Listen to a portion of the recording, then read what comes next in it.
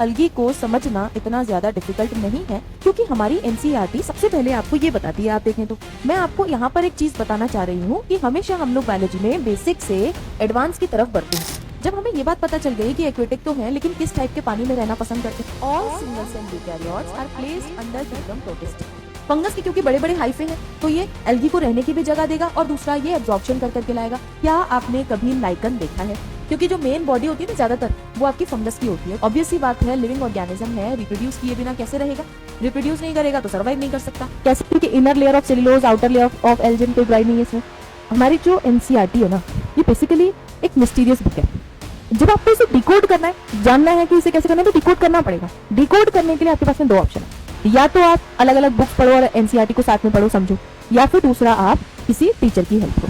And now congratulation, this algae is completed. Just हमें अब एक टेबल से इसको रिवाइज करना है। आओ। Hello students, a very good evening to all of you. This is Rekha Devnani, your NEET biology educator. और आज हम लोग एक बहुत ही इंपॉर्टेंट और बहुत ही प्यारा सा टॉपिक पढ़ने जा रहे हैं, दैट इज बेसिकली एल्गी।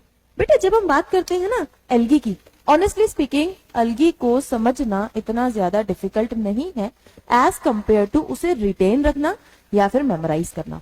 क्यों? क्योंकि हमारी एनसीईआरटी सबसे पहले आपको ये बताती है। आप देखें तो एनसीईआरटी कुछ इस तरीके का आपको इंट्रोडक्शन देती है, और इंट्रोडक्शन आपका यहाँ एज सच कंप्लीट हो जाता है। जब इंट्रोडक्शन कंप्लीट होता है तो आपको अलग अलग 3 क्लासेस के बारे में एनसीईआरटी पढ़ाती है, और आफ्टर दैट इस टेबल में सब कुछ समराइज कर देती है। बट अगर हम लोग प्रैक्टिकली देखें तो इस टेबल में वो सारी चीजें इंक्लूडेड नहीं है जो एनसीईआरटी ने पहले हमें टेक्स्ट में बता दी है। हम क्या करेंगे इस लेक्चर में कि हम लोग इस पूरी टेबल को इतना इलाबोरेट कर लेंगे कि सारी की सारी वो चीजें जो एनसीईआरटी टेक्स्ट में लिखती है हमारी एक टेबल में कवर हो जाएगी, और हमें वो चीजें रिटेन रहने लग जाएंगी, मेमोराइज होने लग जाएंगी। मैं हमेशा से एक बात कहती हूँ कि क्लास के अंदर बायोलॉजी, इवन मैं बायोलॉजी की टीचर हूँ तब भी आप सभी को ये बात कहती हूँ कि क्लास के अंदर आप बायोलॉजी को इतना मेमोराइज कर लें कि आपको घर जाके उतना टाइम ना देना पड़े, थोड़े ही टाइम में रिवाइज करके आपकी बायोलॉजी कवर हो जाए। तो आज भी हम लोग वही कोशिश कर रहे हैं, जिससे कि आपको सारे के सारे जो पॉइंट्स हैं, जो कंपैरिजन वाली चीजें हैं, वो यहीं पर रिटेन रहने लग जाए।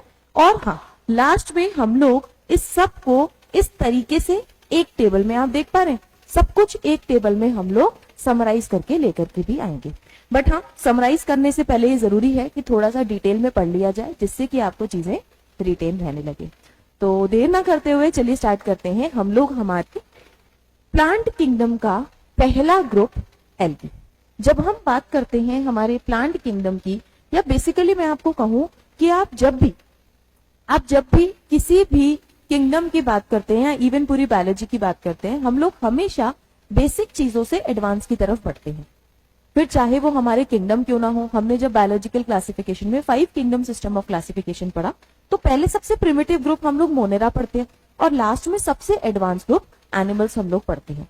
सेम इसी तरीके से ही even within a kingdom, जैसे कि हमारा किंगडम प्लांटी है, इसमें भी हम लोग पहले एल्गी को पढ़ते हैं, फिर हम लोग ब्रायोफाइट्स को पढ़ते हैं, फिर हम लोग टेरिडोफाइट्स को पढ़ते हैं, फिर हम लोग जिम्नोस्पर्म को पढ़ते हैं, फिर एंजियोस्पर्म को, जो कि हमारे सबसे ज्यादा एडवांस प्लांट है। तो बेसिकली मैं आपको यहाँ पर एक चीज बताना चाह रही हूँ कि हमेशा हम लोग बायोलॉजी में बेसिक से एडवांस की तरफ बढ़ते हैं, यानी कि एल्गी के सारे फीचर्स प्लांट्स में जो बेसिक फीचर होने चाहिए वो होंगे। और ये बात हम सभी जानते हैं कि हमारी जो लाइफ है इसका ओरिजिन वाटर में हुआ है। अगर हमारी लाइफ का ओरिजिन वाटर में हुआ है, इसका मतलब कि बेसिक जो प्लांट है वो भी हमें वाटर में देखने के लिए मिलेगा। और एल्गी का जब भी आप लोग नाम सुनते हो तो हमेशा आपके दिमाग में बारिशों के बाद हुई ग्रीन ग्रीन सा जो डिपोजिशन है वो दिखाई देने लगता है। सबकॉन्शियसली हम लोग ये इमेजिन करना स्टार्ट कर देते हैं।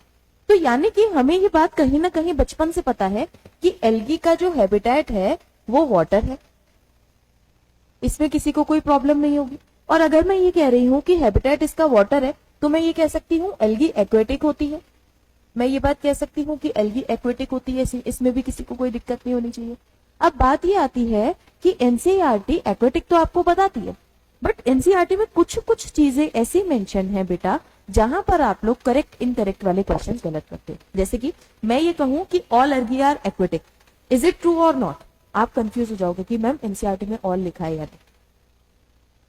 ये वो पॉइंट्स हैं जहां पर आपको एनसीईआरटी को पूरा पकड़ के चलना पड़ता है। तो हमारी एनसीईआरटी ने लिखा है एल्गी आर प्राइमरली एक्वेटिक। बात समझ में आई? प्राइमरली एक्वेटिक एनसीईआरटी ने लिखा है, हम लोग मोस्टली कंसीडर कर सकते हैं। तो आप लोगों को एक ये पॉइंट याद होना चाहिए। और ये जो प्राइमरली वर्ड है ना बेटा, ये आपके +4 -5 का सवाल हो सकता है। बात समझ में आ रही है? तो ये आपके नीट एग्जाम का एक क्वेश्चन यहां से बन सकता है और बहुत सिंपल चीज है, यहां से कोर से क्वेश्चन आ सकता है। एनसीईआरटी की डेप्थ आपको यहां पर समझ में आने लगेगी। तो हमें क्या पता चला कि प्राइमरली एक्वेटिक होते हैं। जब हमें ये बात पता चल गई कि एक्वेटिक तो है लेकिन किस टाइप के पानी में रहना पसंद करते हैं, तो बेटा ये ना आपको या तो फ्रेश वाटर में मिलेगी या मरीन, दोनों में मिल सकता है। तो it may be fresh water, it may be fresh water and it may be marine water. बात समझ में आ रही है क्या? It may be fresh water, it may be marine water, यानी कि दोनों टाइप का आपका वाटर हो सकता है। जब हम लोग बात करते हैं हैबिटेट हमारा पूरा हो जाता है, तो हम ये जाने कि इसकी हैबिट कैसी है, कैसे फंक्शन करती है, इसकी बॉडी कैसी है। तो सबसे सिंपल सी मैं आपको एक चीज बताती हूँ, ये जो आपकी ऑर्गेनिजम्स हैं ये स्मॉल है, छोटे छोटे से हैं, इनकी बॉडी बहुत ज्यादा बड़ी नहीं है। हालांकि फिर हम लोग देखेंगे रेंज भी है। स्मॉल एंड सिंपल इनकी बॉडी होती है बेटा, स्मॉल एंड सिंपल। और सिंपल में इनकी बॉडी है थैलॉइड और इनकी बॉडी है थैलॉइड। इसीलिए एल्गी को हम लोग थैलोफाइटा भी बोलते हैं, इसीलिए एल्गी को हम लोग थैलोफाइटा भी बोलते हैं। अगर यहाँ पर कोई बच्चा ऐसा है जो कंफ्यूज हो रहा है कि ma'am what is the meaning of Thallophyta, तो एक मिनट बड़े ध्यान से मेरी बात सुनिएगा। अच्छा, मैं आप सभी से अगर एक सवाल पूछूं कि बेटा what is the difference between in your school bag and अ सब्जी का झोला, तो आप लोग कहोगे मैम उसमें तो हम सब्जियां रखते हैं, इसमें हमारी बुक्स रखते हैं, ऐसे कैसे हम कंपेयर कर सकते हैं। But we are talking about the differences. जब हम लोग डिफरेंस देखने जाएंगे तो आपका स्कूल बैग है, उसमें कंपार्टमेंटलाइजेशन है, एक तरफ आप बुक्स रखते हो, एक तरफ बैग रखते हो, आपका बुक रखते हो, अपनी वो नोटबुक्स रखते हो, फिर आपके पास बॉटल के लिए अलग सेक्शन है, फिर कुछ चेन अलग बनी हुई है, इतने सुंदर सुंदर आप लोग बैग लेकर के आते हो। वही अगर हम एक सब्जी का झोला देखें तो वो एक सैक लाइक स्ट्रक्चर है जिसमें हम लोग सब कुछ रखते हैं, यानी कि वहां पर कंपार्टमेंटलाइजेशन नहीं है, यानी कि वहां पर डिफरेंशिएशन नहीं है। तो सेम वो जो थैला है वैसा ही हम लोग थैलस बॉडी कंसीडर करते हैं, एक ऐसी बॉडी जिसमें जिसमें ट्रू ऑर्गन्स नहीं है। ट्रू ऑर्गन्स यानी कि ट्रू रूट या फिर आपकी ट्रू स्टेम या फिर आपकी ट्रू स्टेम या फिर आपकी ट्रू रूट, ट्रू लीफ। अगर आपके पास में ये स्ट्रक्चर्स नहीं है तो आपकी बॉडी थैलॉइड है। अब अगर आप लोग ये सोच रहे हो कि what do you mean by true, हम कैसे जानेंगे कि कोई स्ट्रक्चर ट्रू है या नहीं, तो सिंपल सी बात है, प्लांट के पास में सबसे इंपॉर्टेंट टिश्यू होता है वेस्क्यूलर टिश्यू। अगर वेस्क्यूलर टिश्यू इन ऑर्गन्स में एब्सेंट है यानी कि ये ट्रू स्ट्रक्चर्स नहीं है, यानी कि ये ट्रू स्ट्रक्चर्स नहीं है, यानी कि इनके पास में true root, true stem, true leaf नहीं है। क्यों? क्योंकि इनके पास में वेस्क्यूलर टिश्यूज नहीं है। इनके पास में रूट लाइक स्ट्रक्चर भी आपको जैसे जैसे आगे ग्रुप में हम बढ़ेंगे वहां आपको दिखाई देंगे, इनके पास में एज सच आपको ऑर्गन्स नहीं मिलेंगे।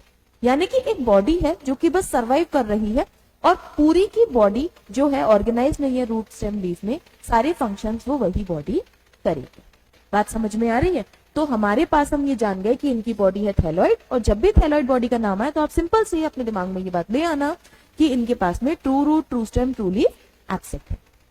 जब हम आगे बढ़ेंगे तो हमें एक और पॉइंट समझ में आ जाना चाहिए। बेसिकली अगर ये एल्गी है यानी कि ये प्लांट है तो फोटोसिंथेसिस तो करेगा ही, उसी के बिहाफ पर तो हमने प्लांट ही किंगडम बनाया, तो ये आपका फोटोसिंथेटिक होगा, ये आपका फोटोसिंथेटिक होगा। यानी कि इनके पास में क्लोरोफिल प्रेजेंट होगा। इतनी बात क्लियर है क्या? अगर आपको इतनी बात क्लियर है तो आपने एल्गी के इंट्रोडक्शन के आगे के 5 स्टेटमेंट कवर कर लिए हैं इतने में। जब हम आगे बढ़ते हैं तो हम लोग देखते हैं कि एल्गी, हमें अभी मैंने कहा ना स्मॉल सिंपल स्ट्रक्चर होते हैं, तो इनकी फॉर्म्स भी वेरी करती हैं। जैसे कि मैं आपको सबसे पहले बताऊं कि इनकी फॉर्म्स जो है ना, ये आपको यूनिसेलुलर मिल सकती है, ये आपको कॉलोनी बना के रह सकती है यानी कि कॉलोनियल मिल सकती है, ये आपको कॉलोनी में मिल सकती है यानी कि कॉलोनियल मिल सकती है। ये आपको फिलामेंटस भी मिल सकती है, ये आपको फिलामेंटस भी मिल सकती है, और इवन ये आपको बहुत बड़ी बड़ी बॉडी में ब्रांच्ड और मैसिव स्ट्रक्चर भी मिल सकते हैं। ये आपको ब्रांच्ड एंड मैसिव बॉडीज भी मिल सकती है। ये आपको ब्रांच्ड और मैसिव बॉडीज भी मिल सकती है। बट बात हम लोग ले आते हैं बेटा यहाँ पर, बड़े ध्यान से सुनिएगा, बड़े ध्यान से सुनिएगा। जब हम लोग ये लेकर के आ जाते हैं ना यूनिसेल्युलर, तो हमारे दिमाग में सवाल आ जाता है कि मैम जब हम लोग एक प्लांट किंगडम की बात करते हैं तो हमें पता चलता है कि उनकी सेल्स तो यूकैरियोटिक है, उनकी सेल्स यूकैरियोटिक है, यानी कि हमें, चलो ठीक है यूकैरियोटिक है।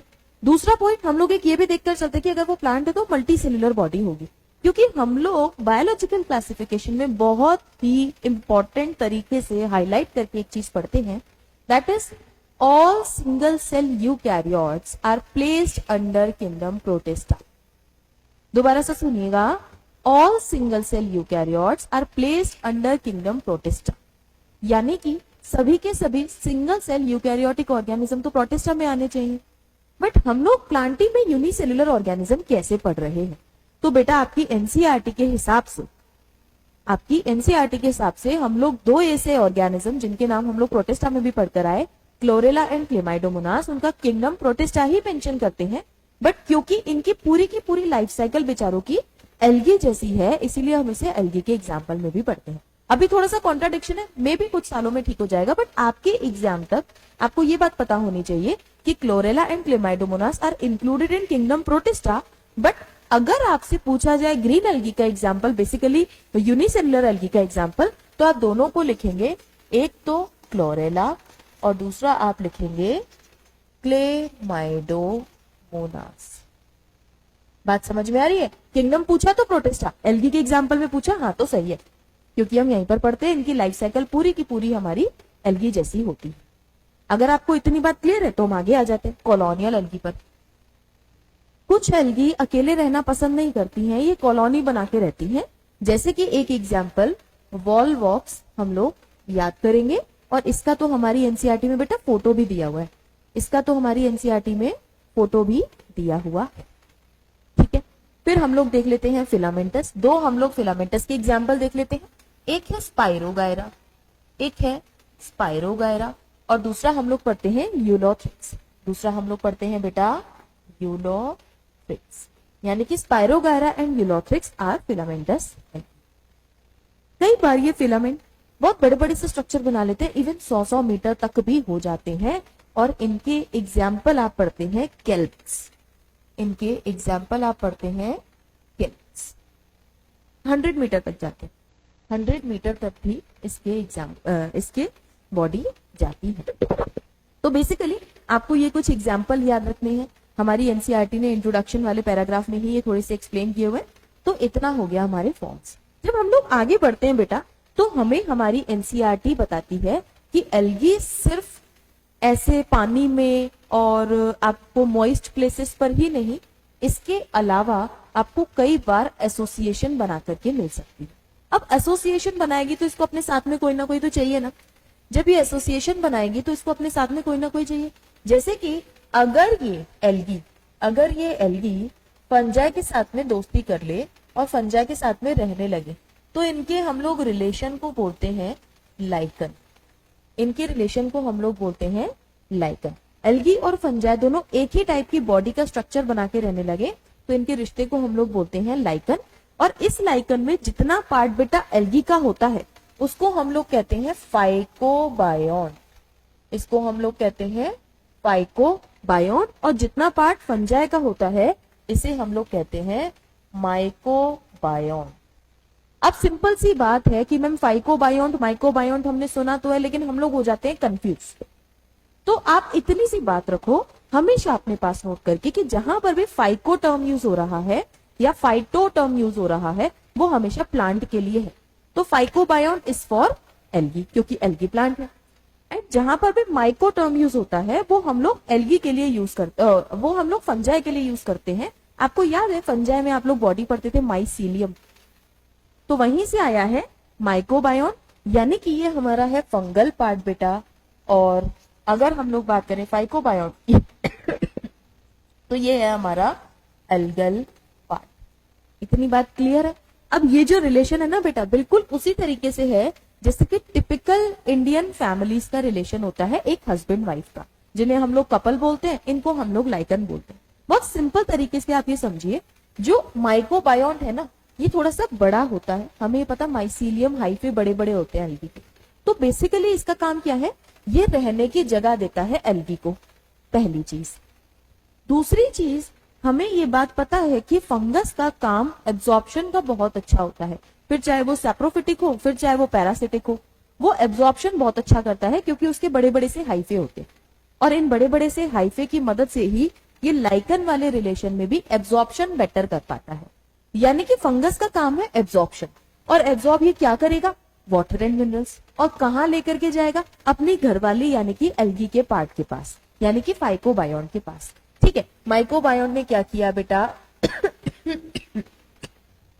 वाटर एंड मिनरल्स को एब्जॉर्ब किया और लेकर के आया एल्गी के पास। अब एल्गी इसका क्या करेगी, एल्गी क्योंकि प्लांट है, एल्गी क्योंकि प्लांट है, इसके पास वो दिव्य शक्ति है जो कि क्लोरोफिल ए काम कर सकता है। यानी कि ये सनलाइट की एनर्जी को ट्रैप करके इन वाटर मिनरल्स का यूज करके अब ये फोटोसिंथेसिस कर सकती है, और फोटोसिंथेसिस से जो फूड बनेगा, फोटोसिंथेसिस से जो फूड बनेगा, अकेले तो पूरा ये कंज्यूम नहीं करेगी, फंगस को भी देगी खाने के लिए। यानी कि ये कमा करके ला रहा है और ये बना करके खिला रही है, as it is Indian couples. आई बात समझ में, इनके रिलेशन को हम लोग कहते हैं लाइकन। क्या बात है, एक बार फिर से सुन लो, algal part is phycobiont, fungal part is mycobiont, क्योंकि माइसीलियम होती है वहां से आप याद रखेंगे। फंगस के क्योंकि बड़े बड़े हाइफे हैं, तो ये एल्गी को रहने की भी जगह देगा, और दूसरा ये एब्जॉर्प्शन कर करके लाएगा, यानी कि रहने की जगह देगा, कमा करके लाएगा।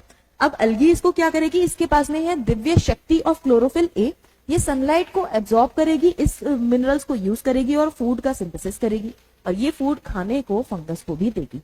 यानी कि बेसिकली फंगस का यहाँ पर पर्पस पूरा हो जाता है, उसे कहने को उसे खाने को फूड मिल जाता है और एल्गी को रहने की जगह मिल जाती है। आई बात समझ में, इसीलिए इनके रिलेशन को हम लोग सिम्बायोटिक एसोसिएशन कहते हैं। दोनों एक दूसरे के साथ बड़े हंसी खुशी रहते हैं।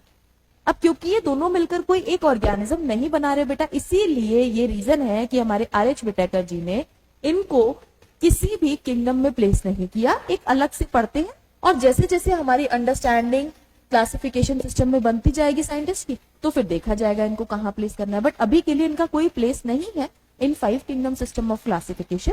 बट हाँ, हम लोग ये पढ़ते हैं कि एल्गी का एसोसिएशन इसके साथ बनता है। इतनी बातें अगर आपको क्लियर है तो अब दूसरी बात मैं आपको बताती हूँ। क्या आपने कभी लाइकन देखा है? अगर हाँ तो बहुत अच्छी बात है, नहीं देखा तो कोई बात नहीं है। ये है आपका लाइकन, जिसका ये आपको फोटो दिख रहा है। दिस इज बेसिकली लाइकन, जो कि एक ट्री की बाग पर उगा हुआ है।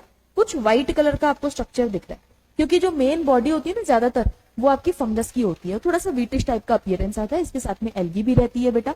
और इसका जो कलर है, इसका जब आप देखेंगे तो कई बार आपने नोटिस किया होगा, जब आप लोग कहीं जाते हैं तो आपने पेड़ों के ऊपर ये व्हाइट कलर का देखा होगा लाइकन। और अगर आप जानना चाहते हो कि किस एरिया में पॉल्यूशन ज्यादा है, बेसिकली मैं कहूं air pollution of SO2, basically मैं बात करूं एयर पॉल्यूशन ऑफ SO2।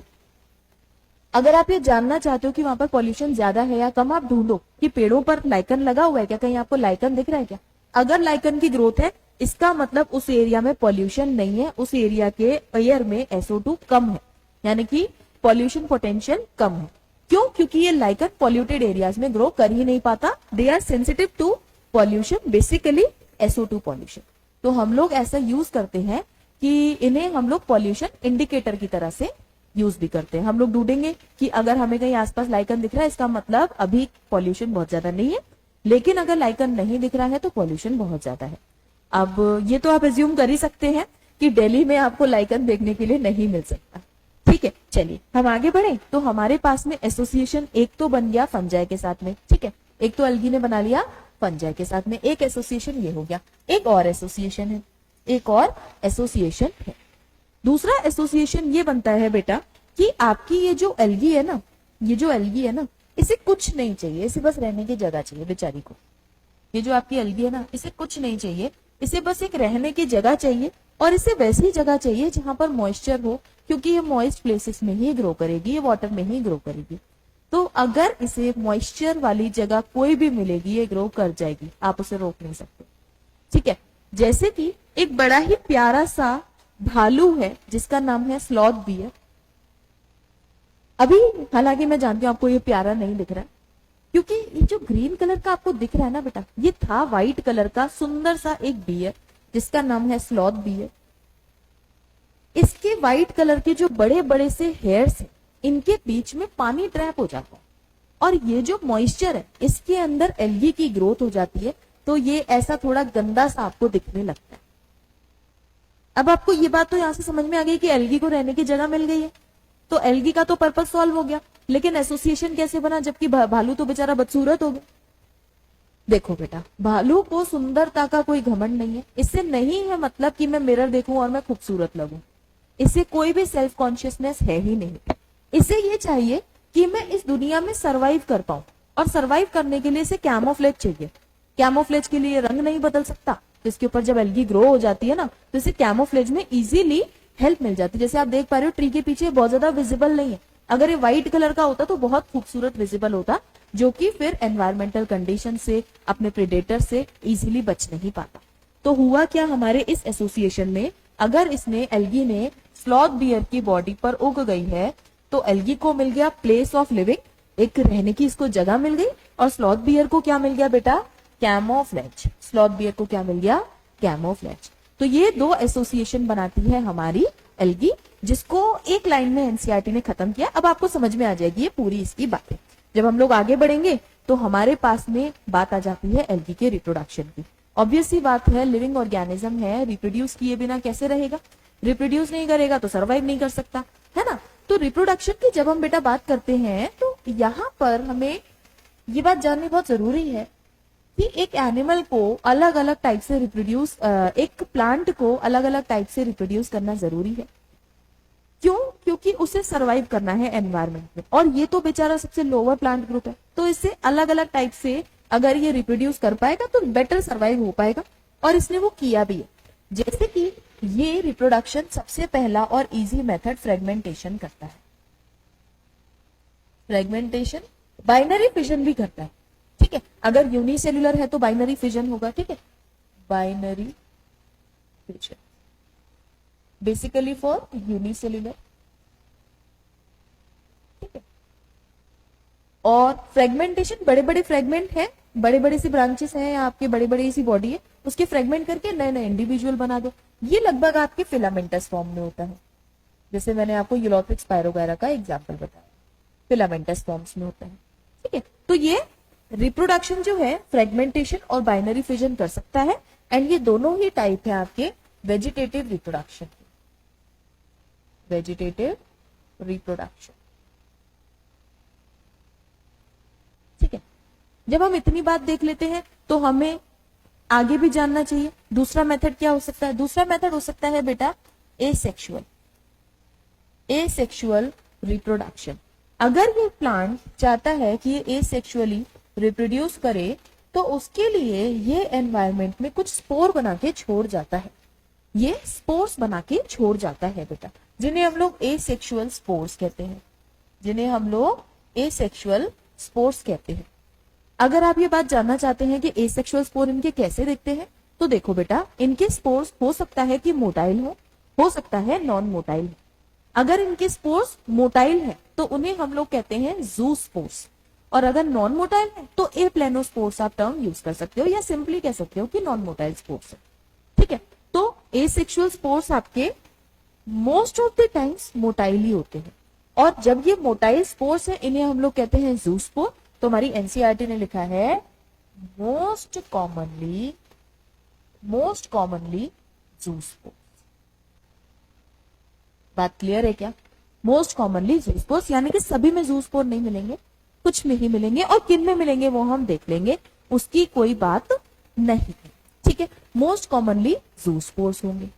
फिर बात आ जाती है कि सेक्सुअली भी इन्हें रिप्रोड्यूस करना चाहिए ना, इन्हें सेक्सुअल रिप्रोडक्शन भी करना है, इन्हें सेक्सुअल रिप्रोडक्शन भी करना है, ठीक है। और जब इस एल्गी को सेक्सुअल रिप्रोडक्शन करना होगा बेटा, जब इस एल्गी को सेक्सुअल रिप्रोडक्शन करना होगा बेटा, तो हमें ये बात पता है कि सेक्सुअल रिप्रोडक्शन, आपसे कोई भी पूछे ना कि what is the difference between sexual and asexual reproduction, तो आप बहुत सिंपल कह देना कि अगर गैमेट बना है लेकिन फ्यूज नहीं हुआ तो मैं सेक्सुअल रिप्रोडक्शन कंसीडर ही नहीं कर सकता, क्योंकि fusion of the two gametes is mandatory for sexual reproduction. यानी कि दो गैमेट्स का फ्यूजन होगा, वो सेक्सुअल रिप्रोडक्शन का मेन इवेंट है। चाहे आप गैमेट बनाकर रख लो, आपने फ्यूज नहीं किया तो कहां से हुआ सेक्सुअल रिप्रोडक्शन, ठीक है। तो आपको मेनली करवाना है इसमें फ्यूजन। बात समझ में आ रही है? फ्यूजन, फर्टिलाइजेशन, आप कुछ भी कह सकते हो, ठीक है। यानी कि दो गैमेट होने चाहिए और फ्यूज होने चाहिए। अब ये फ्यूजन किस टाइप के गैमेट का हो रहा है, हमें ये देखना जरूरी है कि अगर दो गैमेट ऐसे हैं जो बिल्कुल आइडेंटिकल है, बिल्कुल सेम आइडेंटिकल दो गैमेट्स फ्यूज कर रहे हैं, तो इस टाइप के फ्यूजन को हम लोग टर्मिनोलॉजी यूज करते हैं आइसोगैमी। बड़े ध्यान से सुनिएगा, क्या टर्मिनोलॉजी यूज करेंगे बेटा? आइसोगैमी, ठीक है। Fusion of similar type of gametes या आइडेंटिकल गैमेट्स, ठीक है। इतनी बातें अगर आपको क्लियर है तो इसमें मैं आपको एक चीज और बता देती हूँ, आइसोगैमी, ठीक है, फ्यूजन ऑफ आइडेंटिकल गैमेट्स। ये आइसोगैमी हो सकता है, हम लोग ये कहें कि दो आइडेंटिकल गैमेट्स हैं मैम, अगर ये गैमेट फ्लैजेलेटेड हुए तो, अगर ये गैमेट फ्लैजेलेटेड हुए तो, या ये गैमेट नॉन फ्लैजेलेटेड हुए तो। अगर ये गैमेट फ्लैजेलेटेड है, अगर ये गैमेट फ्लैजेलेटेड है या ये गैमेट नॉन फ्लैजेलेटेड है तो आइडेंटिकल ना, है तो बेटा आइडेंटिकल ना। दोनों के लिए ही हम टर्म यूज करते हैं आइसोगैमी, फ्लैजेलेटेड आइसोगैमी या फिर नॉन फ्लैजेलेटेड आइसोगैमी। अब बात ये आ जाती है कि हमें दोनों का ही एक एक एटलीस्ट एग्जाम्पल पता होना चाहिए। तो फ्लैजेलेटेड आइसोगैमी में आप जो हमारी फिलामेंटस एल्गी थी उसका एक एग्जाम्पल यूलोथ्रिक्स यहां पर प्लेस करें, और दूसरा example of filamentous algae spirogyra आप नॉन फ्लैजेलेटेड में प्लेस, ठीक है, ठीक है। तो दो एग्जाम्पल हो गए हमारे आइसोगैमी के। पूछा जाए कि यूलोथ्रिक्स में आइसोगैमी होती है, हाँ होती है। अगर हमारे स्पाइरोगायरा में आइसोगैमी होती है, हाँ होती है। लेकिन कोई पूछे फ्लैजेलेटेड आइसोगैमी कहां होती है, तो हम बताएंगे कि यूलोथ्रिक्स में, नॉन फ्लैजेलेटेड आइसोगैमी स्पाइरोगायरा में। इतनी बात क्लियर है? चलो आगे बढ़ते हैं। हमारी आती है दूसरा टाइप ऑफ फ्यूजन। वो तब होगा जब हम लोग ये बात जान पा रहे होंगे कि जो दो गैमेट्स हैं फ्यूज कर रहे हैं वो आइडेंटिकल नहीं है, वो आइडेंटिकल नहीं है। अगर आइडेंटिकल नहीं है तो आइसो का उल्टा एन आइसो, आइसो का उल्टा एन आइसो, और आगे फ्यूजन के लिए हम लोग गैमी टर्मिनोलॉजी यूज करते हैं, तो हम लोगों ने लिख दिया एन आइसोगैमी, ठीक है। हम लोग ने लिख दिया एन आइसोगैमी, और इसका एक एग्जाम्पल हमारी एनसीईआरटी ने बड़े प्यार से मेंशन किया है, यूडोरीना। यूडोरीना इज द एग्जाम्पल। इतनी बात क्लियर है? तो चलो तीसरा टाइप का देख लेते हैं कौन सा होता है फ्यूजन। तीसरा टाइप का वो फ्यूजन है बेटा, तीसरा टाइप का वो फ्यूजन है बेटा जिसमें कि एक गैमेट है आपका बड़ा, नॉन मोटाइल, जबकि दूसरा गैमेट है छोटा और मोटाइल। बड़ा गैमेट नॉन मोटाइल जो है उसे हम लोग फीमेल गैमेट कहते हैं, और टर्मिनोलॉजी हम लोग यूज करते हैं ओवा या एक्सेल। एंड जो छोटा गैमेट है, मोटाइल है, इसको हम लोग मेल गैमेट कंसीडर करते हैं, और ये आपका हमारा स्पर्म हो सकता है, ठीक है। तो हम लोग यहां पर जैसे कि ह्यूमंस में भी है, तीसरा आता है ऊगैमी। ऊगैमी का मतलब एक बनेगा बड़ा नॉन मोटाइल गैमेट, दूसरा छोटा मोटाइल गैमेट, मेल गैमेट। और इस टाइप का फ्यूजन आपको एल्गी में भी देखने के लिए मिलता है, और दो एल्गी के एग्जाम्पल आपको याद रखने हैं, एक तो वॉलवॉक्स और एक है फ्यूकस, ठीक है क्या?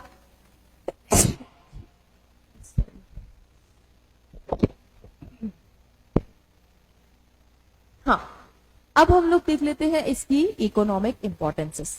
इकोनॉमिक इंपॉर्टेंसेस की जब हम बात करें, ये छींके थोड़ी सी कानों में आ रही होंगी, बट स्टिल हमें पढ़ना है अभी बेटा। एल्गी की जब हम बात करते हैं और इकोनॉमिक इंपॉर्टेंसेस की बात करते हैं, तो मैं आपको ये नहीं कहूंगी कि मैं आपको 10 पॉइंट लिखवा रही हूँ याद कर लो। मैं ऐसा काम बोलती ही नहीं हूँ, क्योंकि मुझे पता है रटना एक ह्यूमन नेचर नहीं है। आप रटोगे फिर भूल जाओगे, रटोगे फिर भूल जाओगे। मैं आपको एक ऐसी चीज बताऊंगी कि आप उसे हमेशा याद रखोगे। आपको कोई भूलवाने की कोशिश करेगा ना, आप भूल नहीं पाओगे। ठीक है, आप भूल ही नहीं पाओगे। आप ये सोचोगे मैं भूल जाऊं, भूल ही नहीं पाओगे। क्यों? क्योंकि हमें बात पता है एल्गी इज अ प्लांट, और प्लांट करता है फोटोसिंथेसिस। और फोटोसिंथेसिस की एक बेसिक रिएक्शन बहुत बचपन से पढ़ते आ रहे हो कि CO2 और वाटर मिलकर के सनलाइट की प्रेजेंस में क्लोरोफिल के अंदर बनाते हैं ग्लूकोज प्लस ऑक्सीजन। ऑक्सीजन हमारे एनवायरमेंट में रिलीज हो जाती है। ये रिएक्शन बचपन से पढ़ते आ रहे हो ना कि CO2 और वाटर मिलकर के क्लोरोफिल के अंदर सनलाइट की प्रेजेंस में ग्लूकोज और ऑक्सीजन बनाते हैं। ठीक है, ये बात पढ़ते आ रहे हो बचपन से। इसी के बिहाफ पर मैं आपको करवा देती हूं इसके सारे इकोनॉमिक इंपॉर्टेंसेस याद। सबसे पहली चीज, CO2 फिक्सेशन कर रहा है एल्गी। और बेटा ये बात जानकर आपको हैरानी होगी कि at least half of the CO2 fixation on अर्थ, यानी कि half of the photosynthesis is perform by these algae, जो कि सबसे छोटा सा हमारा एक प्रिमिटिव ग्रुप है प्लांट किंगडम का। At least half of the CO2 fixation on earth is done by these algae. तो एक पॉइंट लिख लेते हैं हम लोग। पहला point, half of CO2 fixation on अर्थ। ठीक है, एक काम याद हो गया ना, एक काम याद हो गया आपको। चलो दूसरा काम देखते हैं। इसका हम लोग दूसरा काम देखते हैं। दूसरा काम, अब आप देखिए कि CO2 फिक्स हुआ है और हमें ये बात पता है कि ऑक्सीजन रिलीज हुआ है। हमें ये भी पता है कि ऑक्सीजन रिलीज हुआ है। CO2 फिक्स हुआ है, ऑक्सीजन रिलीज हुआ है। तो ऑक्सीजन जहां पर रिलीज हुआ है, यानी कि जहां जहां मैं कहूं एल्गी बहुत सारी होगी, वहां पर एनवायरमेंट में ऑक्सीजन बहुत अच्छी होगी, है ना, क्योंकि फोटोसिंथेसिस करेगा तो ऑक्सीजन भी आएगा। तो हम लोग ये देख देते हैं कि ये इंक्रीज करता है, increase O2 concentration in their immediate environment। इतनी बात क्लियर है? दोनों चीजें आपने इससे लिख ली, मैंने कुछ नई तो बात नहीं बताई आपको। तीसरा भी पॉइंट यहीं से आएगा। देखो आप ये देख पा रहे हो, यहां पर ग्लूकोज बनता है, देख पा रहे हो यहां पर ग्लूकोज बनता है। ग्लूकोज यानी कि फूड, और प्रोड्यूसर्स ही तो फूड बना रहे हैं हमारे पूरे बायोलॉजिकल वर्ल्ड में। तो ये जो फूड बना है, ये फूड अलग अलग तरीके से यूज होगा। जैसा कि आपकी जो एक्वेटिक फूड चेन है, क्योंकि एल्गी एक्वेटिक है ना, एक्वेटिक फूड चेन में जो आपका फूड का सोर्स है एल्गी से ही आ रहा है। तो हम ये बात लिख लेते हैं, food for aquatic food chain.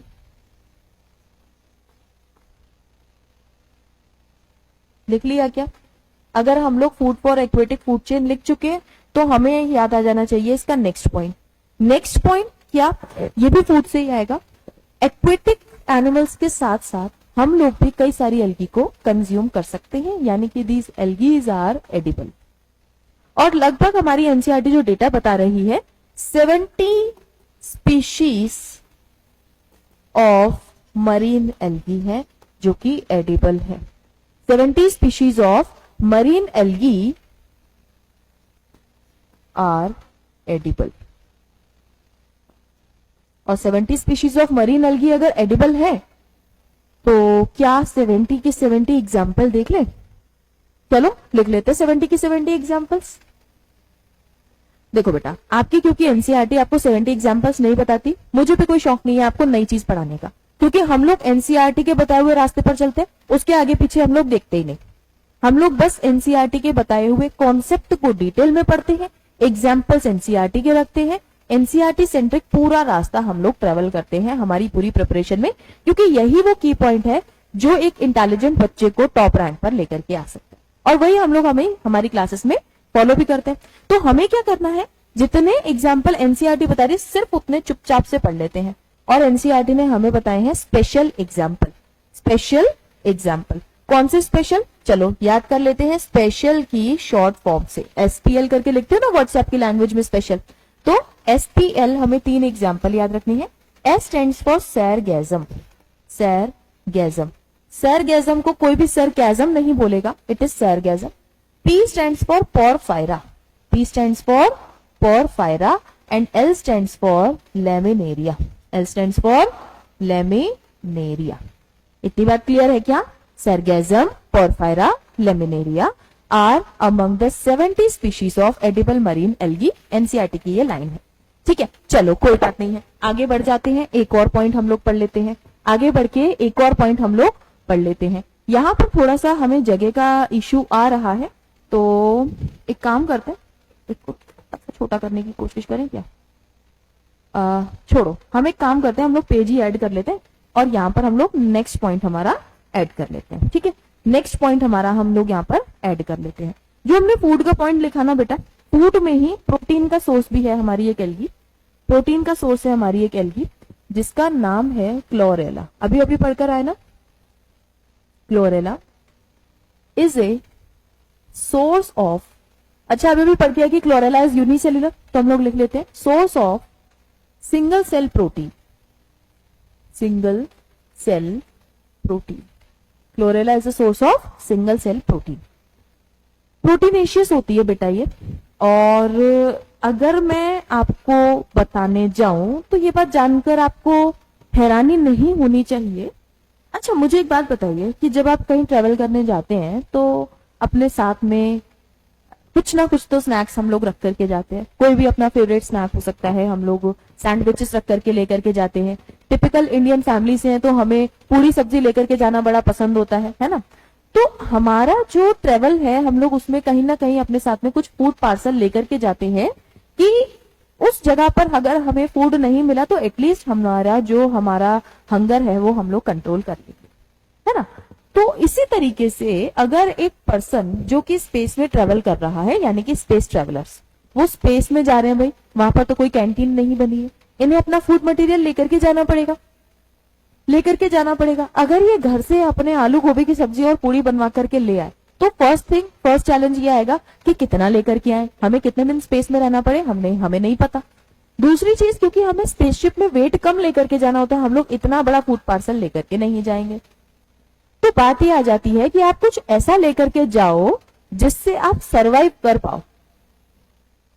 बहुत ज्यादा टेस्ट की आपको वहां नहीं पड़नी चाहिए कि मुझे तो डोसा ही खाना है ना। तो स्पेस में जाकर के आपको डोसा इडली नहीं मिलेगा, आपको अपने मम्मी के हाथ के आलू के पराठे नहीं मिलेंगे, वहां आपको कुछ चीजें लेकर के जानी पड़ेंगी, जैसे कि स्पेस ट्रेवलर्स इस क्लोरेला को लेकर के जाते हैं क्योंकि एक अच्छा सोर्स है सिंगल सेल प्रोटीन का, तो इसे पैक करके ले जाते हैं, इजी टू कैरी, और अपना जो है बॉडी की रिक्वायरमेंट भी फुलफिल हो जाती है। तो हम लोग लिख लेते हैं इसको, use by space travellers, use by space travellers,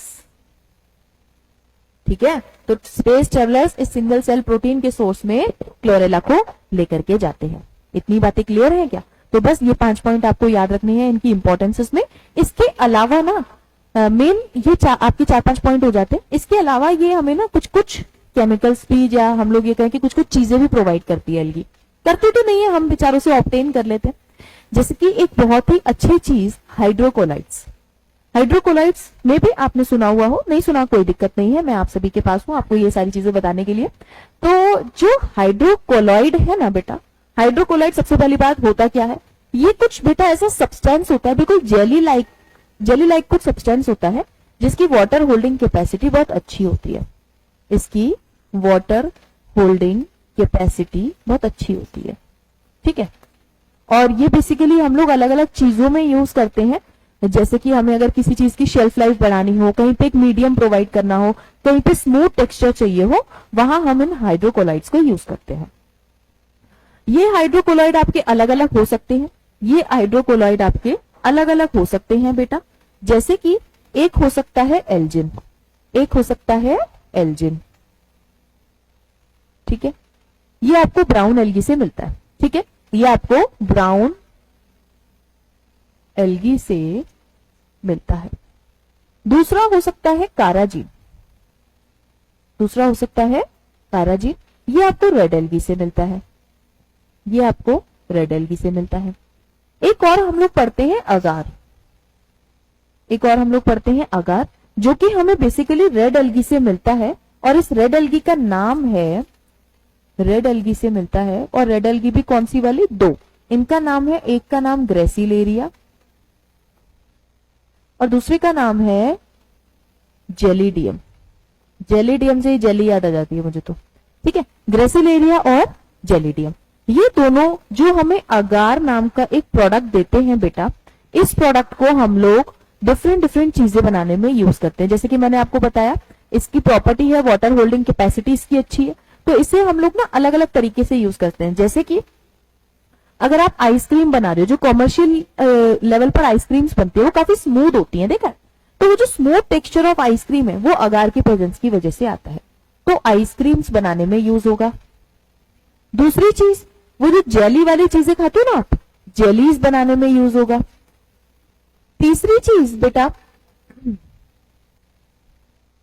तीसरी चीज, आप एक, कई बार आप बच्चों ने मम्मी की कॉस्मेटिक क्रीम्स देखी होंगी डिफरेंट डिफरेंट तरीके की, लड़कियां तो उससे वाकिफ है, लड़कों ने तो मम्मी की उठा के कभी ना कभी लगाई होगी कोई ना कोई क्रीम, तो वो जो कॉस्मेटिक मटेरियल है वहां पर भी वो जो क्रीमी टेक्सचर है वो इधर से ही आता है, कॉस्मेटिक क्रीम्स में, ठीक है, तो इसको हम लोग यूज करते हैं।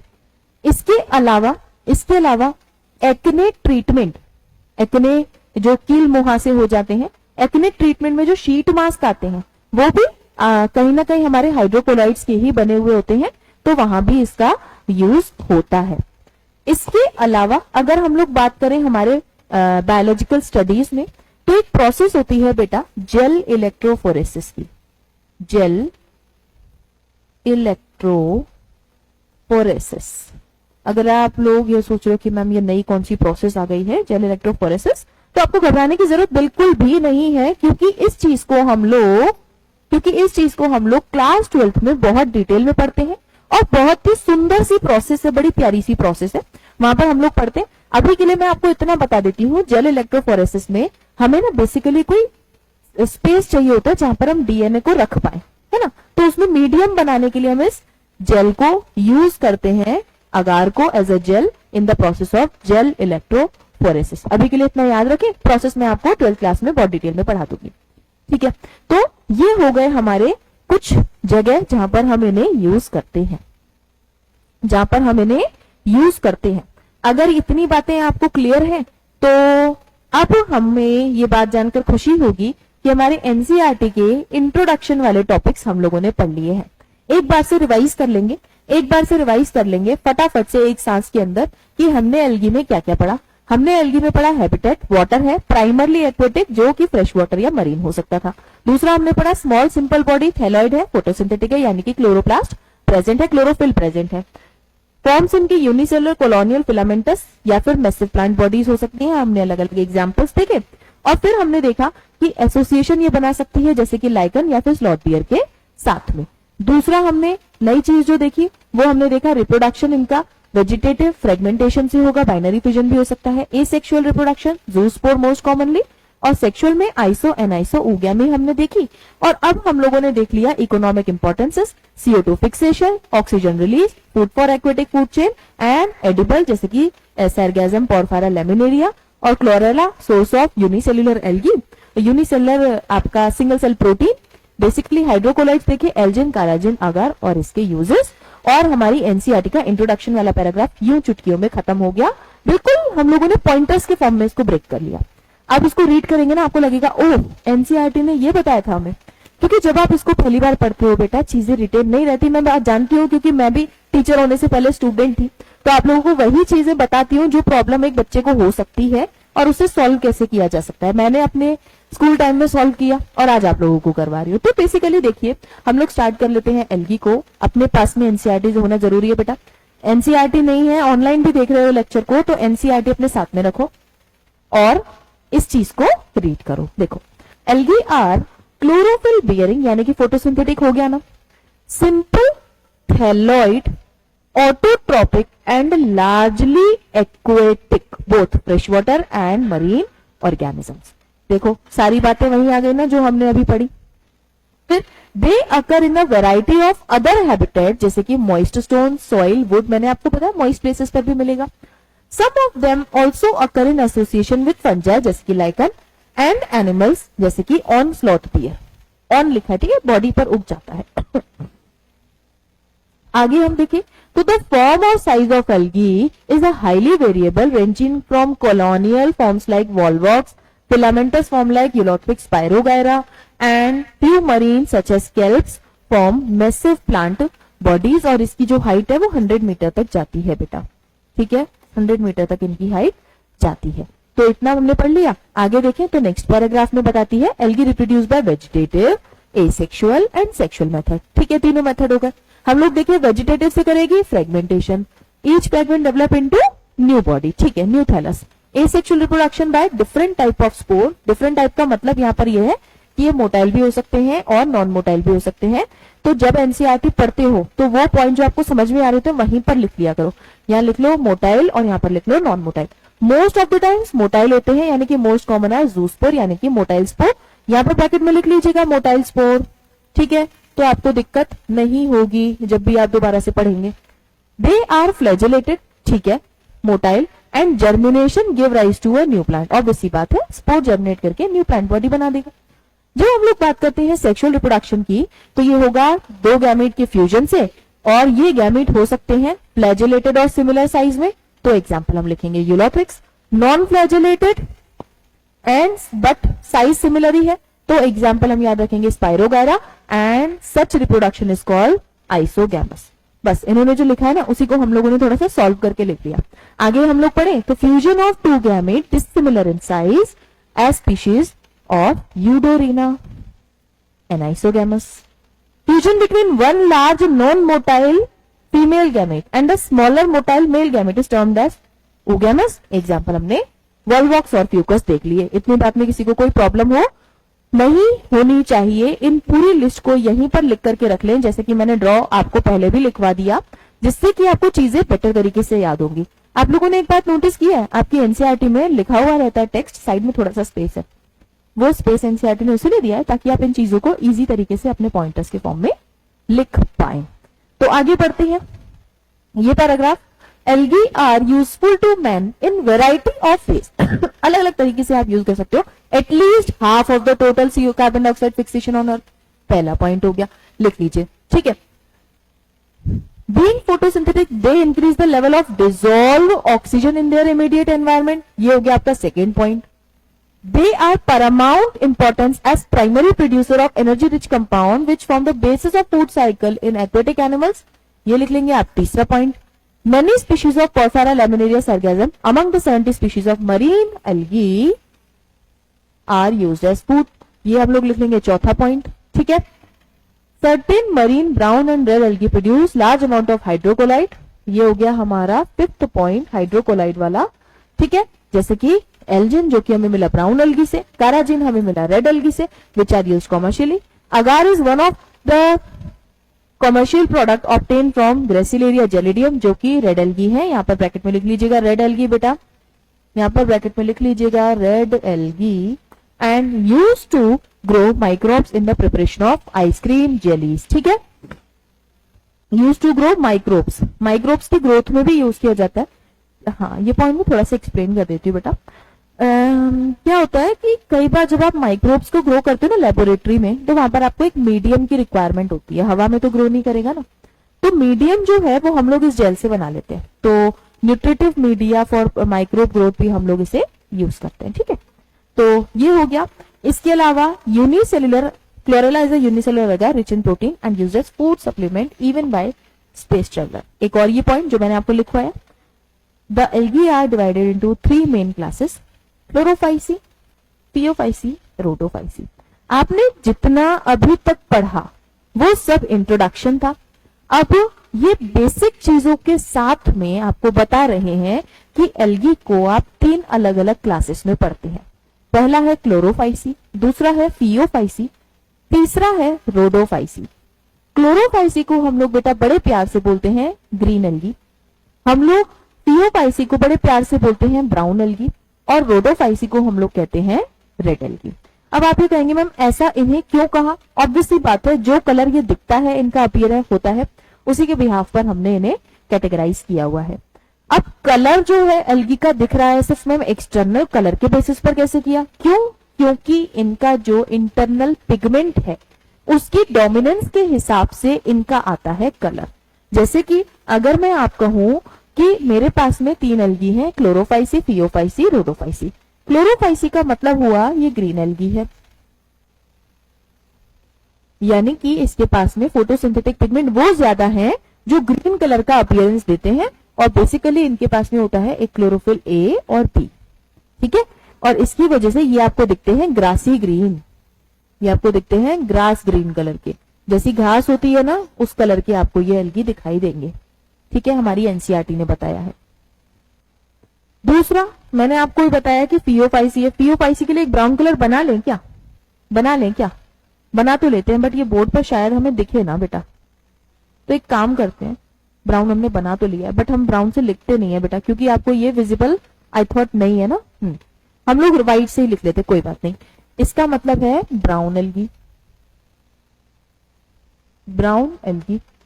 ब्राउन एल्गी के पास में फोटोसिंथेटिक पिगमेंट वो ज्यादा है जो ब्राउन कलर की अपीयरेंस देते हैं, ठीक है। इनके पास में क्लोरोफिल ए तो है ही है, क्योंकि फोटोसिंथेसिस करने के लिए चीफ फोटोसिंथेटिक पिगमेंट तो चाहिए। इसके साथ में इसके पास है बेटा क्लोरोफिल सी, और इसके पास है ज़ैंथोफिल, और इसके पास है कैरोटीनॉइड, और इसके पास है कैरोटीनॉइड। ज़ैंथोफिल पता है कौन सा वाला है? ज़ैंथोफिल एक स्पेशल फ्यूकोजेंथिन है इसके पास में, और मैंने स्पेशल वर्ड पहले ही बोल दिया, ये जो फ्यूकोजेंथिन है यही डिसाइड करेगा कि एल्गी का ब्राउन कौन सा वाला शेड होगा, क्योंकि एग्जैक्ट ब्राउन कलर नहीं है, इसका जो शेड है ना ऑलिव ग्रीन से लेकर के अलग अलग शेड ऑफ ब्राउन बनता है बेटा, olive green to various shades of brown बनता है। अब हम लोग अगर देखें कि फ्यूकोजेंथिन कितना ज्यादा है उसके प्रयास पर उतना डार्क ब्राउन कलर बनेगा, ठीक है। तो फ्यूकोजेंथिन के डोमिनेंस की वजह से इसका जो कलर है ऑलिव ग्रीन से लेकर के वेरियस शेड्स ऑफ ब्राउन का बनता है, ठीक है। क्लियर है क्या? आगे जाए तो हमारे पास में आ जाती है हमारी red algae. Red algae, red से तो लिख सकते हैं भाई, इजीली विजिबल भी होता है, विजिबल है ना रेड कलर आपको?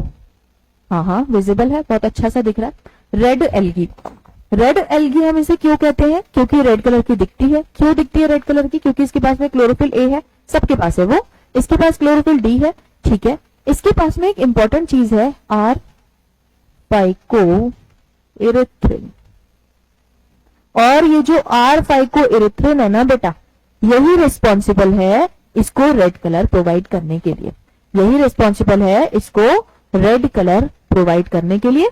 तो ये हमें दिखती है रेड कलर की। क्या इतनी बात क्लियर है? अगर इतनी बातें क्लियर है तो ये हमारे एल्गी का जो क्लासेस का डिवीजन है उसका बेसिक हमें पता चल गया है, उसका बेसिक हमें पता चल गया है। अब हम लोग देख लेते हैं कि एक एक क्लास में क्या क्या डिफरेंसेस हैं और क्या क्या इंपॉर्टेंट पॉइंट्स हैं। आप एक सेकंड के लिए पानी आराम से पी सकते हैं, क्योंकि मुझे भी प्यास लगी है, मैं भी पानी पी लेती हूँ, और हम लोग पढ़ते हैं हमारी डिफरेंट डिफरेंट एल्गी।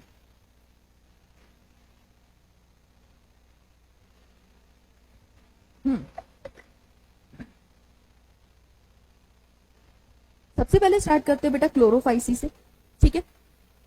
सबसे पहले स्टार्ट करते हैं क्लोरोफाइसी से, और एक एक करके सारे वो पॉइंटर्स हम लोग डिस्कस करेंगे जो एनसीईआरटी भूले भटके भी कर देती है, ठीक है।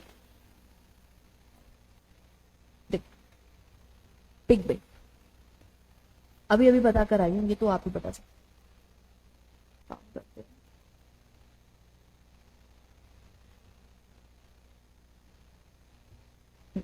पिगमेंट अभी अभी हमने देखा, क्लोरोफाइसी को हम लोग ग्रीन एल्गी भी बोलते हैं। क्यों? क्योंकि इसके पास में है क्लोरोफिल ए एंड बी। खत्म कहानी।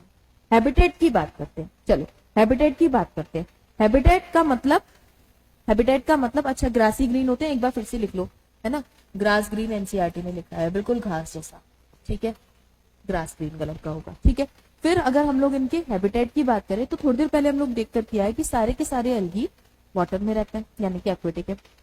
वाटर कौन सा वाला था, हमने ये भी देख लिया था कि फ्रेश वाटर भी हो सकता था और ये आपका मरीन भी हो सकता था, फ्रेश वाटर भी हो सकता था, मरीन भी हो सकता था। एक और कैटेगरी हम लोग बना लेते हैं ब्रैकिश वाटर की, ठीक है, एक और कैटेगरी हम लोग बना लेते हैं ब्रैकिश वाटर की। तो यहां लिखेंगे फ्रेश वाटर, यहां लिखेंगे फ्रेश वाटर, यहां लिखेंगे ब्रैकिश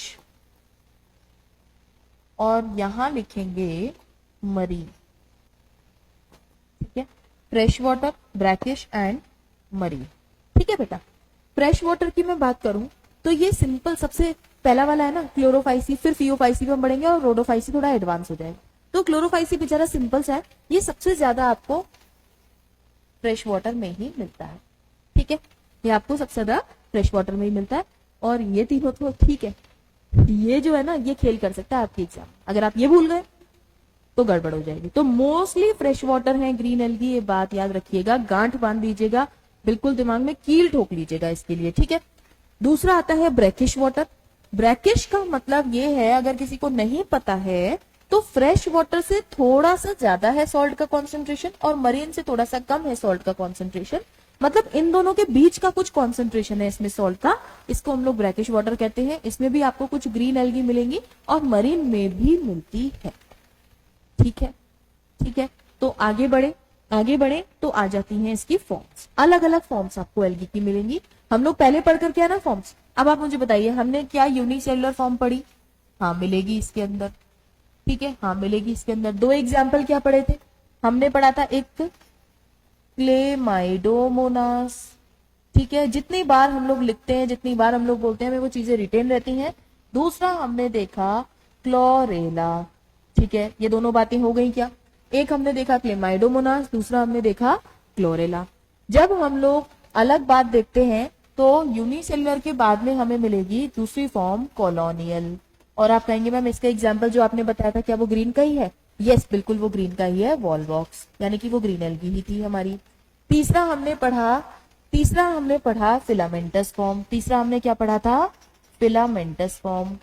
फिर आप कहेंगे मैम फिलामेंटस में आपने अभी दो एग्जाम्पल बताए थे, क्या वो ग्रीन ही थी, तो मैं कहूंगी हाँ बेटा वो दोनों ही ग्रीन एल्गी के ही एग्जाम्पल थे, यानी कि यूलोथ्रिक्स और स्पाइरोगायरा, ठीक है, यूलोथ्रिक्स और स्पाइरोगायरा। चौथा हो सकता है क्या, चौथा हमने पढ़ा था मैसिव बॉडीज, वो ग्रीन का नहीं है, वो ग्रीन का नहीं है। तो ये हमने इसकी पढ़ ली एल्गी की हमारी कुछ फॉर्म्स, और अब हम लोग देख लेते हैं इसका नेक्स्ट पॉइंट यानी कि सेल वॉल। प्लांट है तो इसकी सेल वॉल किसकी बनी होनी चाहिए, प्लांट है अगर ये तो इसकी सेल वॉल किसकी बनी होनी चाहिए बेटा, इसकी सेल वॉल, हमेशा ये बात आप ना बिल्कुल ध्यान रखिएगा कि कोई भी प्लांट है उसकी सेल वॉल सेल्यूलोज की तो होती ही होती है, प्लांट किंगडम का ये बेसिक फीचर है, हम लोग हमेशा याद रखेंगे। ये अगर एक सेल की सेल वॉल है तो ये हमेशा बनी होगी सेल्यूलोज की,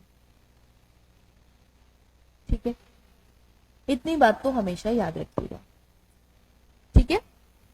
लेकिन अगर आपसे कोई ये बात कहता है कि एक पर्टिकुलर प्लांट है लेकिन उसकी सेल में तो ये भी मिलता है सेल वॉल में, तो हाँ मिलता होगा, प्राइमरी हमें सेलुलोज की मिलती है, उसके ऊपर नया कुछ डिपॉजिट होगा तो चलेगा, नया ऊपर से डिपॉजिट होगा, यानी कि इसके ऊपर यानी कि आउटर साइड पर कुछ और कवर है, ऑरेंज कलर दिख पा रहा है, this outer covering is of pectose, this outer covering is of pectose. और मैं ये आपको कहती हूँ इसको ना आप ड्रॉ ही कर लो, क्योंकि एनसीईआरटी एक लाइन लिखती है, आप अगर पहले पढ़ चुके हो इसको तो वहां लिखा हुआ है इनर सेल्यूलोज आउटर पेक्टोस, और जब क्वेश्चन अटेम्प्ट करने जाते हो अरे इनर क्या था आउटर क्या था, गलती हो जाती है, क्योंकि हमेशा पहला ऑप्शन आउटर सेल्यूलोज इनर पेक्टोस आएगा, आप करके आ जाओगे। तो हमेशा क्या करो, प्राइमरी एक ड्रॉ कर लो, वो सेल्यूलोज की ही होगी, बाहर कुछ नया आएगा, वो पेक्टोज हो चाहे कुछ और हो नेक्स्ट क्लासेस में, ठीक है। तो हमेशा हमें एक चीज याद रखनी है कि इनर होगा सेल्यूलोज, आउटर होगा पेक्टोस। क्लियर है क्या इतनी बात, क्या इतनी बात क्लियर है? अगर ये क्लियर है तो चलो देख लेते हैं कि ये अपना फूड स्टोर कैसे करता है। अब आप कहोगे मैम ये कैसी बात हो गई, एक प्लांट है तो स्टार्च ही तो स्टोर करेगा, हाँ बिल्कुल करता है, बिल्कुल करता है। इसके अलावा बेटा ये ऑयल ड्रॉपलेट्स भी करता है, इसके अलावा ये ऑयल ड्रॉपलेट्स भी करता है। इसके अलावा ये बेटा एक और चीज करता है जो सुनकर बड़े ध्यान से सुनना, पायरिनॉइड, इसका मतलब क्या है भाई, इसका मतलब क्या है भाई, देखो देखो बेटा, ये जो पायरिनॉइड है ना, ये कुछ एक स्ट्रक्चर है प्रोटीन और स्टार्च का, ठीक है, ये कुछ स्ट्रक्चर है प्रोटीन और स्टार्च का। जैसे मैं बात कहूं आपको कि अंदर है ना प्रोटीन है, इसमें क्या है, प्रोटीन है अंदर, ठीक है, और इसके बाहर एक शीट है जो कि स्टार्च की बनी हुई है, बाहर इसके शीट है जो कि स्टार्च की बनी हुई है। इस स्ट्रक्चर को, इस कंप्लीट स्ट्रक्चर को मैं पायरिनॉइड कहती हूँ बेटा, ठीक है, यानी कि बाहर है मेरे पास स्टार्च और अंदर था मेरे पास प्रोटीन, अंदर था मेरे पास प्रोटीन, यानी कि मैं इस पूरे स्ट्रक्चर को ये कह सकती हूं कि it is protein beside starch. बड़े ध्यान से देखिएगा, प्रोटीन बिसाइड स्टार्च कह सकती हूं क्या, क्यों, क्योंकि मेरे पास सेंटर में प्रोटीन है, साइड में स्टार्च है इसके पास में, और इस तरीके से प्रोटीन पैक किया हुआ रखा है। This structure is found in many of the green algae. Many word मैंने बोल दिया है और मैंने अपने मन से नहीं बोला बेटा, क्योंकि एनसीईआरटी कहती है इन मैनी, ठीक है, ठीक है। अब ऑयल ड्रॉपलेट एनसीईआरटी कहती है इन सम, ठीक है, और स्टार्च को इन कॉमन रखा है। बात क्लियर है? तो हमें कुछ में मिलेंगे ऑयल ड्रॉपलेट, स्टार्च हमें मिलता है, कुछ में मिलेगा ऑयल ड्रॉपलेट, कुछ में मिलेगा पायरेनॉइड, ठीक है। इन मेनी या इन मोस्ट एनसीईआरटी लिखती है तो वो चीज सेम है, ठीक है। इतनी बात अगर क्लियर है तो मैं आपको फ्लैजेला की नंबर और पोजीशन बता देती हूँ। फ्लैजेला की नंबर पोजीशन, आपके चाहे स्पोर हो गैमीट हो, इनमें क्या फ्लैजेला है, अगर है तो कहां पर है और कितने होते हैं, ये बहुत इंपॉर्टेंट चीज है, ठीक है। तो आप ना अपने पास में एक ये ड्रॉ कर लो स्ट्रक्चर, कुछ मत करो, ठीक है। काउंट करिएगा 1 2 3 4 5 6 7 8, कितने हुए, 5 6 7 8, 8 मैंने मैक्सिमम ड्रॉ किया, ठीक है। और मिनिमम अगर मैं करती, अगर मैं मिनिमम ड्रॉ करती तो मैं 2 करती, तो मैं 2 करती, और लगभग मैंने ना इक्वल बनाने की कोशिश की है बेटा, ठीक है, लगभग मैंने ये इक्वल बनाने की कोशिश की है, ठीक है।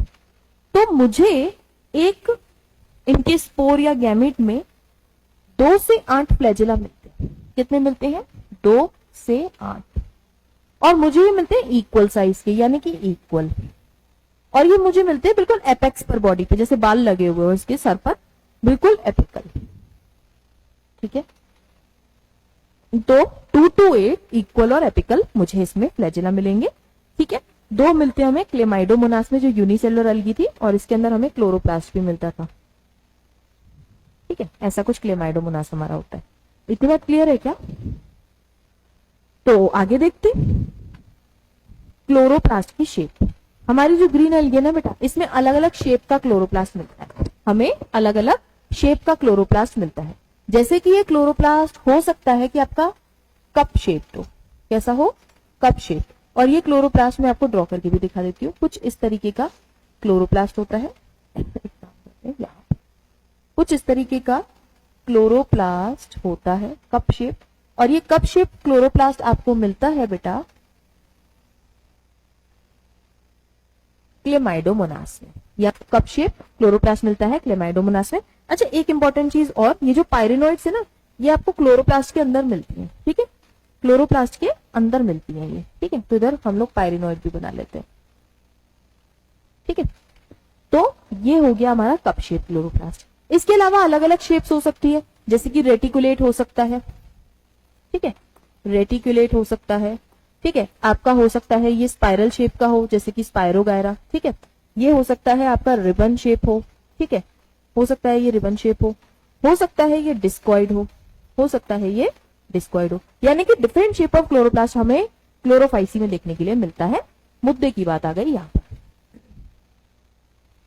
रिप्रोडक्शन देखिए क्या, रिप्रोड्यूस कैसे करेगा ये, वो बहुत कॉमन चीज, बहुत सिंपल चीज जो बचपन से पढ़ते आ रहे हैं कि ये वेजिटेटिव भी करेगा फ्रेगमेंटेशन से, ये एसेक्सुअल भी करेगा स्पोर से, ये सेक्सुअल भी करेगा, है ना। तो वेजिटेटिव में हो गया इनका बाइनरी फिजन बेटा यूनिसेल्युलर फॉर्म के लिए, ठीक है, जो हमने पहले देखा।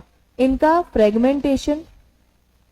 फ्रेगमेंटेशन हो गया बेटा किसमें, फिलामेंटस फॉर्म्स में, ठीक है, फिलामेंटस फॉर्म्स में। अगर हम बात करें एसेक्सुअल रिप्रोडक्शन की तो ये होगा स्पोर्स से और जू स्पोर्स से, और इनके जू स्पोर्स के पास में 2 से 8 इक्वल एपिकल फ्लैजिला हो सकते हैं। बात करें हम सेक्सुअल की तो आपको जानकारी हैरानी नहीं होनी चाहिए कि इसमें आइसो, एनाइसो और ऊगैमी दोनों ही मिलता है। ठीक है क्या? ऊगैमी में इसका एग्जाम्पल वॉल्वॉक्स आ जाएगा, एनाइसोगैमी में यूडोरिना और क्लेमाइडोमोनास आइसोगैमी में आएगा। ठीक है, ठीक है, मैं आपको लिखवा भी देती हूँ। 3 एग्जाम्पल लिख लीजिएगा, 3 एग्जाम्पल लिख लीजिएगा। आइसोगैमी में आएगा बेटा क्लेमाइडोमोनास, ठीक है। एन आइसोगैमी में आएगा यूडोरिना और ऊगैमी में आएगा आपका वॉल्वॉक्स। ठीक है, ठीक है, लिखते जाइएगा। एनसीईआरटी ने ये बातें बहुत मिस्टीरियस तरीके से बताई हैं, फिर कंफ्यूजन हो जाता है क्वेश्चन जब करते हो, तो इतना नोट कर लीजिएगा। आगे बढ़े अगर हम लोग तो हमें मिलते हैं इसके एग्जाम्पल्स। और चलो एग्जाम्पल की लिस्ट तो हम बड़े प्यार से बनाएंगे। ठीक है, आप इमेजिन करो कितने एग्जाम्पल होने चाहिए ग्रीन एल्गी में। एनसीईआरटी में भी तो लिखे हैं ना, कितने लिखे हैं एनसीईआरटी ने? कितने लिखे हैं एनसीईआरटी ने? 3, 4, 5? 5 ही है क्या? और भी हो सकते हैं?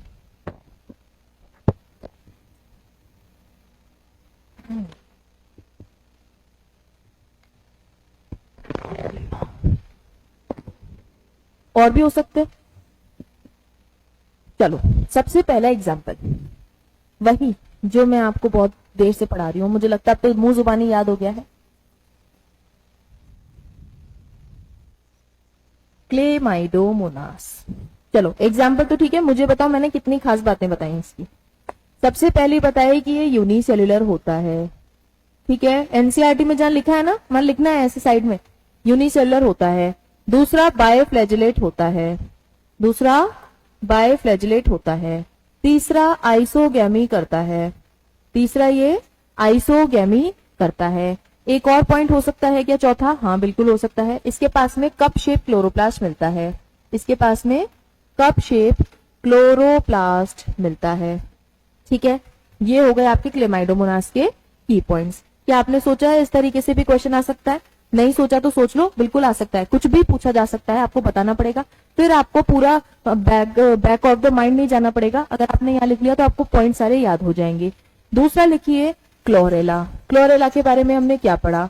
ये सिंगल सेल्ड है और प्रोटीन का सोर्स है, तो हम लोग लिख लेते हैं ये है सिंगल सेल, ये है यूनिसेल्युलर। ठीक है, यूनिसेल्युलर। दूसरा source of protein, source of, चलो शॉर्ट फॉर्म लिख लेते हैं सिंगल सेल प्रोटीन। ठीक है, single cell protein short form आपको नहीं, मैं भी लिखी देती हूँ। ठीक है, source of single cell protein.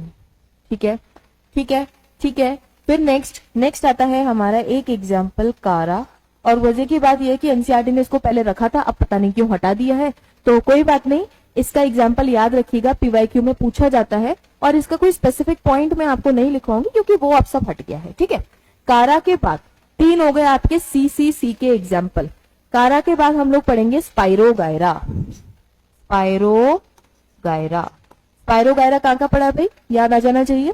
पहला पढ़ा है फिलामेंटस में, पहला पढ़ा है फिलामेंटस में।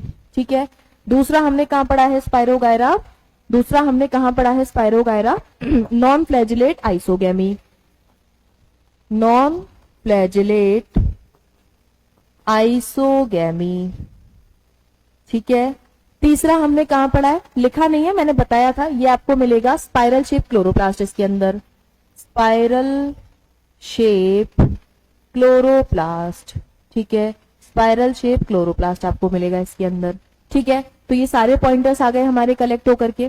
चलिए अब हम देख लेते हैं हमारा नया एग्जाम्पल।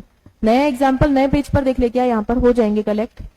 यहाँ पर हो जाएंगे कलेक्ट। चलो हम यहाँ लिख लेते हैं। फिर एक और, चलो हम लोग एक ही पेज ले लेते हैं, जा थोड़ी ना रहा हमारा कुछ। एक पेज हमारा नया एग्जाम्पल आ गया यूलोथ्रिक्स का, नया एग्जाम्पल आ गया हमारा यूलोथ्रिक्स का। यूलोथ्रिक्स की एग्जाम्पल में हम लोग क्या क्या इंपॉर्टेंट पॉइंट हमने पढ़े? सबसे पहली चीज हमने ये पढ़ी थी कि फिलामेंटस होता है, कि ये फिलामेंटस होता है, ठीक है। दूसरा हमने पढ़ा फ्लैजेलेटेड आइसोगैमी होगा, इसके अंदर फ्लैजेलेटेड आइसोगैमी होगा, ठीक है, ठीक है। तीसरी चीज बड़ी खूबसूरत, मैंने ना नोटिस किया आप लोग ना एनसीईआरटी के डायग्राम भूल जाते हो कि किसका गिवन है, तो इसका फोटो भी है एनसीईआरटी में, इसका फोटो है एनसीईआरटी में, ठीक है। तीसरा पॉइंट हो गया। चलो चौथा देख लेते हैं हमारा नेक्स्ट एग्जाम्पल। नेक्स्ट एग्जाम्पल में क्या था, next example is of Volvox, next example is of Volvox. अब बताइए वॉलवॉक्स हमने कहाँ पढ़ा, सबसे पहला हमने कॉलोनियल फॉर्म्स में पढ़ा, सबसे पहला हमने कॉलोनियल फॉर्म्स में पढ़ा, दूसरा हमने इसको ऊगैमी में पढ़ा, दूसरा हमने इसको ऊगैमी में पढ़ा, तीसरा हमने अभी देखा नहीं है, देख लेंगे, फोटो है इसका एनसीईआरटी में, इसका फोटो है एनसीईआरटी में, ठीक है। ये हो गया हमारा वॉलवॉक्स का डिटेल। फिर एक और एग्जाम्पल हमें पढ़ना है यूडोरिना का, हाँ एनसीईआरटी में वहां नहीं है ये ग्रीन एल्गी है ये आपकी। फिर एग्जाम्पल है आपका यूडोरिना का, और यूडोरिना का इंपॉर्टेंट पॉइंट एक मैंने आपको बताया था एन आइसोगैमी, ठीक है, ठीक है। तो टोटल हमने कितने एग्जाम्पल पढ़े, 1 2 3 4 5 6 7, there are 7 examples in green algae, और 7 आपको बिल्कुल इसी तरीके से याद होने चाहिए विद देयर फीचर्स जो हमने की पॉइंट्स पढ़े हैं। इससे आपके क्वेश्चन गलत होने के चांसेस भी नहीं बचते हैं। इतनी बात क्लियर है क्या, इतनी बात आपको आप सभी बच्चों को क्लियर हो गई है क्या? तो चलो हम लोग एनसीईआरटी के दर्शन भी कर लेते हैं। एनसीईआरटी के दर्शन, बस ये आपकी ग्रीन एल्गी खत्म है, देख लेते हैं। The members of chlorophyceae are commonly called as green algae, ठीक है। The plant body may be unicellular, example हमें पता है ना, क्लोरेला क्लेमाइडोमोनास। लिखो यहाँ पर, लिखना पड़ेगा, जितनी बार लिखोगे उतना ज्यादा याद होगा, उतना ज्यादा यही रिटेन रहेगा। भूल लोगे नहीं तो बहुत अच्छी बात है, यहाँ लिखो क्लोरेला क्लेमाइडोमोनास। दूसरा कॉलोनियल, या लिखो वॉलवॉक्स, और फिलामेंटस, या लिखो स्पायरोगायरा यूलोट्रिक्स, लिखो। They are usually grass green due to the dominance of pigment of chlorophyll A and B. Dominance किसकी है? A and B. मैंने वही बात बताई थी, जो जितना ज्यादा होगा dominance किसकी है, उसके भी पर इनका कलर होगा, और ग्रास ग्रीन एनसीईआरटी लिख रही है, ठीक है। The pigment are localized in definite chloroplast. Obvious सी बात है, क्लोरोप्लास्ट के अंदर ही पिगमेंट होंगे। The chloroplast में भी discoid, plate like, reticulate, cup shape, spiral और ribbon shape. स्पाइरल का मैंने बताया स्पायरोगायरा, कप शेप का मैंने बताया आपको क्लेमाइडोमोनास। लिखो यहाँ पर, in different species most of the members have one or more storage bodies called pyrenoids located in the chloroplast, ठीक है, क्लोरोप्लास्ट के अंदर होता है। Pyrenoid contain protein beside starch, और ये जो प्रोटीन बिसाइड स्टार्च है ना, बच्चों को बड़ा कंफ्यूज करता है, लेकिन मुझे नहीं लगता कि मेरे बच्चे इससे कंफ्यूज होंगे, ठीक है। प्रोटीन बिसाइड स्टार्च, होने दो जिसको जो कंफ्यूज होता है, हम नहीं होंगे। क्यों? क्योंकि हम यहाँ पर लिख लेंगे पी सेंटर में और एस साइड में, हम होंगे ही नहीं कंफ्यूज, हम होंगे ही नहीं कंफ्यूज, ठीक है। फिर सम एल्गी में store food in the form of oil droplet, oil drop में क्या लिखा, सम एल्गी, आ गया ना। फिर oil droplets, green algae usually have a rigid cell wall made up of inner cellulose, inner layer of cellulose and outer layer of pectose, आ गया ना, इनर आउटर। चलो ये हो गया। फिर देख लेते हैं इनका रिप्रोडक्शन कैसा हो सकता है। इनका रिप्रोडक्शन हो सकता है वेजिटेटिव। वेजिटेटिव कैसे करेगा? यूजुअली होता है फ्रेगमेंटेशन से और by formation of different type of spore.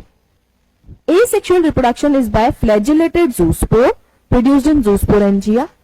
Common है, जिस हम लोग स्पोर्स को कहते हैं, ठीक है, स्पोर्स जिस स्ट्रक्चर के अंदर बने होते हैं उन्हें स्पोरेंजिया कहते हैं। अब जिसका स्पोर वैसा स्पोरेंजिया, जूस्पोर बना जूस्पोरेंजिया में, जाइगोस्पोर बनता था फंजा में जाइगोस्पोरेंजिया में, ठीक है।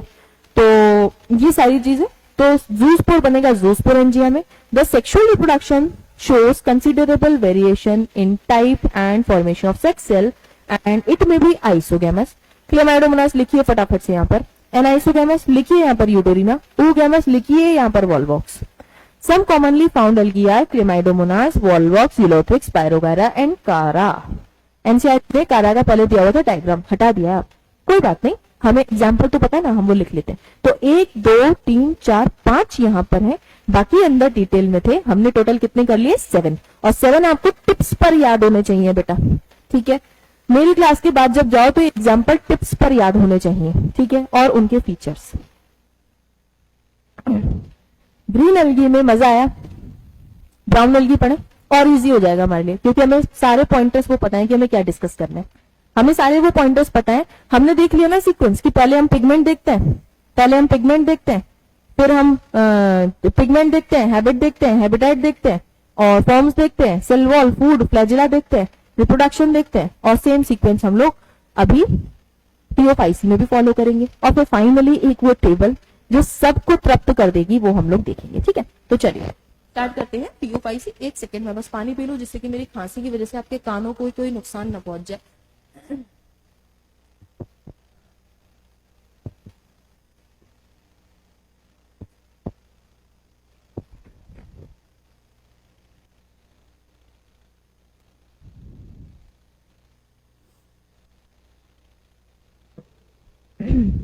चलिए पीओफआईसी। अच्छा, ये और फोटो है, एक बार ये देख लो। ये आपकी है ग्रीन एल्गी, कॉलोनी में रहती है, जिसकी डॉटर कॉलोनी ये, पेरेंट कॉलोनी ये, नाम है इसका वॉल बॉक्स। यहाँ पर लिख लीजिएगा वॉल बॉक्स, और इसके फीचर कॉलोनियल लिखेंगे यहाँ पर, और यहाँ पर लिखेंगे oogamous। ठीक है, दोनों point. This one is Ulothrix. ठीक है, this one is Ulothrix. 2 point इसके, एक ये है फिलामेंटस, दूसरा है फ्लैजेलेटेड आइसोगैमी, ये भी लिखेंगे। ठीक है, ठीक है, चलो आगे बढ़ते हैं। आगे बढ़ते हैं हम लोग हमारी पीओफआईसी की तरफ। आगे बढ़ते हैं हम लोग हमारी पीओफआईसी की तरफ। पीओफआईसी को बड़े प्यार से हम लोग बोलते हैं ब्राउन एल्गी। क्या बोलते हैं बेटा? Brown algae. ब्राउन एल्गी क्यों? क्योंकि इसके पास है क्लोरोफिल ए, क्लोरोफिल सी, और है इसके पास ज़ैंथोफिल, और है इसके पास कैरोटीनॉइड। ठीक है, ज़ैंथोफिल कौन सा वाला? फ्यूकोजेंथिन। और जितना ज्यादा फ्यूकोजेंथिन उतना ज्यादा डार्क ब्राउन कलर, उतना ज्यादा डार्क ब्राउन कलर। तो depending on the amount of fucoxanthin, ये हो सकता है आपका ऑलिव ग्रीन कलर का, ये हो सकता है आपका ऑलिव ग्रीन कलर का, हो सकता है आपका अलग अलग शेड ऑफ ब्राउन का। 2 वेरियस शेड्स ऑफ ब्राउन। ये जो बोर्ड है ना, ये थोड़े से शेड्स दिखा रहा है आपने, कोई बात नहीं, है ना। Olive green to various shades of brown, अभी ऑफ दिख जाएगा आपको। ठीक है, उसमें चलिए, तो ये हो गया हमारा इसका पिगमेंट और कौन से ये कलर का होता है। चलो इतनी बात अगर हो गई है तो देख लेते हैं कहां पर रहना पसंद करेगी। एल्गी है, एक्वेटिक है। एक्वेटिक है तो ये फ्रेश वाटर हो सकता है। ठीक है, फ्रेश वाटर के साथ साथ ब्रैकिश देखा हमने इससे पहले वाले में। ठीक है, चलो ब्रैकिश भी हो सकता है। इसके साथ साथ हमने मरीन देखा। ठीक है, चलो मरीन भी हो सकता है। लेकिन क्योंकि ये ब्राउन एल्गी ज्यादातर रहना कहां पसंद करेगी, ये थोड़ा सा वेरी करता है। और ये आपको बताई देती हूं मैं कि मोस्टली प्राइमरली ये रहना पसंद करती है मरीन में, और फ्रेश वाटर में आपको रेयरली मिलती है। और ब्रैकिश में इन जनरल एनसीईआरटी कुछ मेंशन नहीं करती है, तो ये इंपॉर्टेंट है। रेयर, प्राइमरली, यहीं से क्वेश्चन आएगा। ये आपके +4 -5 का चैलेंज है। This is the challenge of +4 and -5। तो इसको भाई लिख लेना, चिपका लेना, अपने नोट्स में लिख लो, अपनी दीवार पर लिख लो, लेकिन ये आपको याद होना चाहिए। ठीक है, चलो चलो, इतनी बात अगर हमें समझ में आ गई है तो हम लोग देख लेते हैं इसकी फॉर्म्स कैसी कैसी हो सकती हैं। देखो, इसकी फॉर्म्स ना आपको सिंपल ब्रांच्ड मिल सकती हैं। कैसी? सिंपल। अच्छा, इसमें यूनिसेल्युलर वाले नहीं है ना, सिंपल ब्रांच्ड आपको मिल सकती हैं। ठीक है, सिंपल ब्रांच्ड। और इसका एक एग्जाम्पल मैं आपको बता देती हूं, एक्टोकार्पस। ठीक है, एक्टोकार्पस। कई बार ये बहुत ज्यादा ब्रांच करके एकदम मैसिव प्लांट बॉडी बना लेंगी, प्रोफ्यूजली ब्रांच।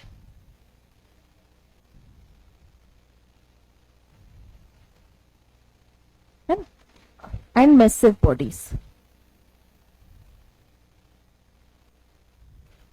और मैसिव बॉडीज बनाते हैं ये, प्रोफ्यूजली ब्रांच और मैसिव प्लांट बॉडीज बनाते हैं ये, और इन्हें हम लोग कहते हैं कैल्प्स, जिनकी हाइट 100 मीटर तक होती है। ठीक है, ठीक है, तो ये हो गई इनकी फॉर्म्स। चलो अगला पॉइंट देख लेते हैं, सेल वॉल। इनकी सेल वॉल कैसी होगी? थोड़ी देर पहले मैंने आपको एक बात बताई थी ना कि कोई भी प्लांट हो उसकी सेल वॉल सेल्यूलोज की तो होती ही होती है। किसकी होती है? सेल्यूलोज की तो होती ही होती है। लिख लेते हैं भाई।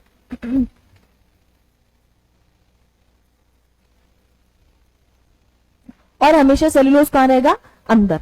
आउटर डिपोजिशन होगी एल्जिन की इसके ऊपर। किसकी होगी? एल्जिन की। याद है हमने एल्जिन इन ब्राउन एल्गी से लिया भी था, सेल वॉल से निकाल रहे थे बेचारे के। बेचारे के सेल वॉल से निकालते। अच्छा, ये येलो वाला येलो तक ही जाएगा, ठीक है। एल्जिन, ठीक है, जो कि जिलेटिनस होता है, एकदम चिपचिपा सा, ठीक है, जिलेटिनस होता है,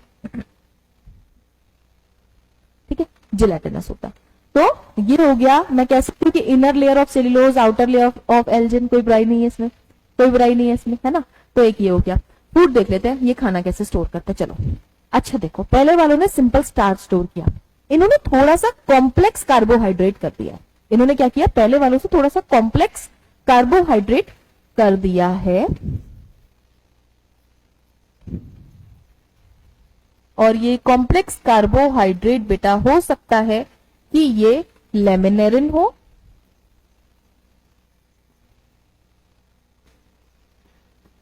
या फिर मैनीटॉल हो।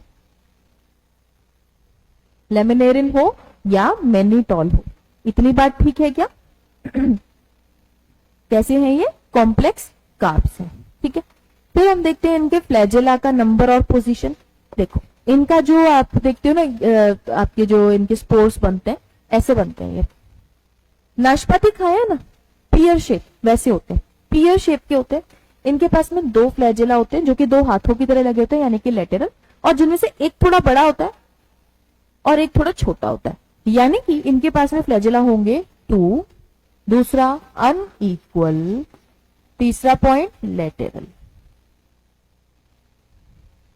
2 होंगे, अनइक्वल होंगे और लेटरल होंगे, पायरीफॉर्म शेप होती है, ठीक है। इतनी बात क्लियर है? चलो आगे देखते हैं। रिप्रोडक्शन वेजिटेटिव होगा फ्रेगमेंटेशन से, इनके पास में एसेक्सुअल होगा जूस्पोर से, और जूस्पोर कैसे हुए? पायरीफॉर्म, ठीक है, ऐसा, ठीक है। फिर होगा सेक्सुअल, सेक्सुअल में आइसो, एनाइसो, ओगैमी, ठीक है। आपको मैं अलग अलग के एग्जाम्पल नहीं याद करवाऊंगी क्योंकि मैं खुद नहीं चाहती आपके ऊपर लोड ज्यादा पड़े। ओगैमी का एक याद रख लेना, फ्यूकस, ठीक है, ठीक है, ओगैमस का एक फ्यूकस रख लेना, बाकी मैं आपको नहीं करवाऊंगी, मतलब मैं आपको एक्स्ट्रा चीजें याद नहीं करवाना चाहती हूँ बेटा, ठीक है। एग्जाम्पल्स देख लेते हैं, एग्जाम्पल्स देख लेते हैं। सबसे पहला एग्जाम्पल आपका आता है इसमें डिक्टियोटा। नेक्स्ट पेज पर ही लिख लेंगे सारे एग्जाम्पल, चलो यहां लेते हैं, ठीक है। सबसे पहला एग्जाम्पल आता है आपका डिक्टियोटा। डिक्टियोटा, एक सेकेंड, ठीक है। और डिक्टियोटा का आपको एनसीईआरटी में फोटो दिया हुआ है, तो लिख लीजिए भाई।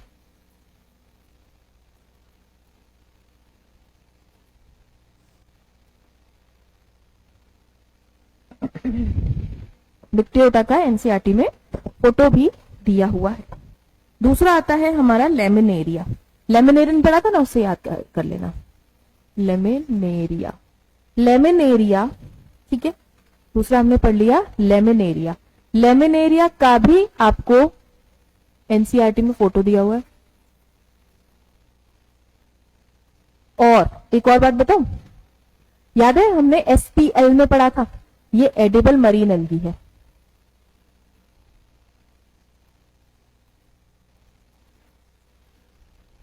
चलो तीसरा पढ़ते हैं, तीसरा एग्जाम्पल है बेटा एक्टोकार्पस, ठीक है। एक्टोकार्पस कहां पढ़ के आए हो? सिंपल ब्रांच स्ट्रक्चर में पढ़ के आए हो ना।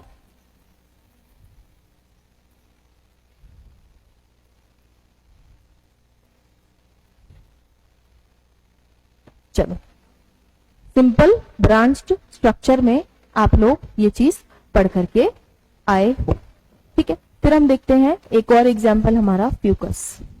फ्यूकस कहां पढ़ा है भाई? फ्यूकस कहां पढ़ा है भाई? ओगैमी में, ओगैमी में पढ़ा है।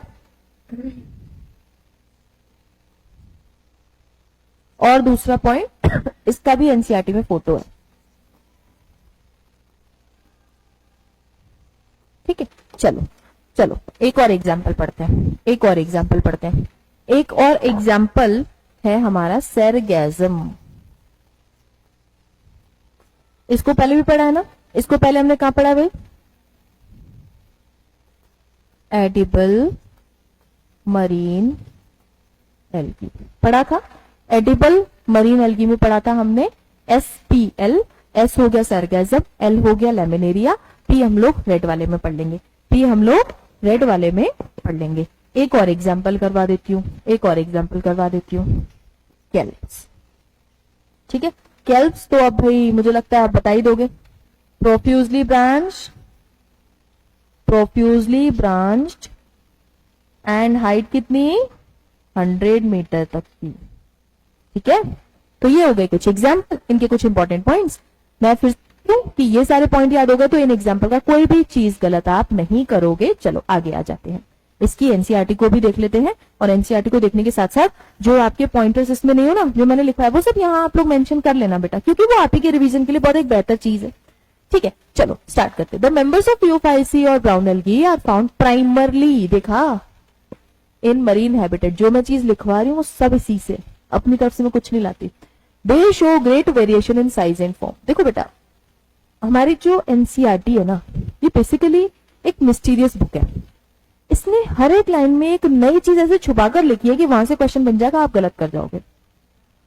जब आपको इसे डिकोड करना है, जानना है कि इसे कैसे करना है, तो डिकोड करना पड़ेगा। डिकोड करने के लिए आपके पास में दो ऑप्शन है, या तो आप अलग अलग बुक्स पढ़ो और एनसीईआरटी को साथ में पढ़ो समझो, या फिर दूसरा आप किसी टीचर की हेल्प लो, है ना। अब पहला ऑप्शन आपके लिए बिल्कुल गलत है कि आप 4 किताबें पढ़ो फिर एनसीईआरटी को समझो। दूसरा ऑप्शन आपके लिए इजी है, क्योंकि वो 4 किताबें हम लोग पढ़ चुके हैं, तो हम लोग आपको इजीली डिकोड करके बता सकते हैं, है ना। तो वही चीजें हम लोग यहाँ कर रहे हैं कि एनसीईआरटी ने जो भी भाषा हमें भूल भुलैया बना के दिया, हम उसको डिकोड करके पढ़ते हैं, फिर एनसीईआरटी को एक बार पढ़ के समझ के रैप अप कर लेते हैं, है ना। तो वही चीज मैं आप लोगों को यहाँ करवा भी रही हूँ। बड़े फोकस के साथ में सुनेंगे ना तो आपको एनसीईआरटी लगेगी ऐसे जैसे ये तो चुटकियों का खेल है, बहुत इजी सी चीज है।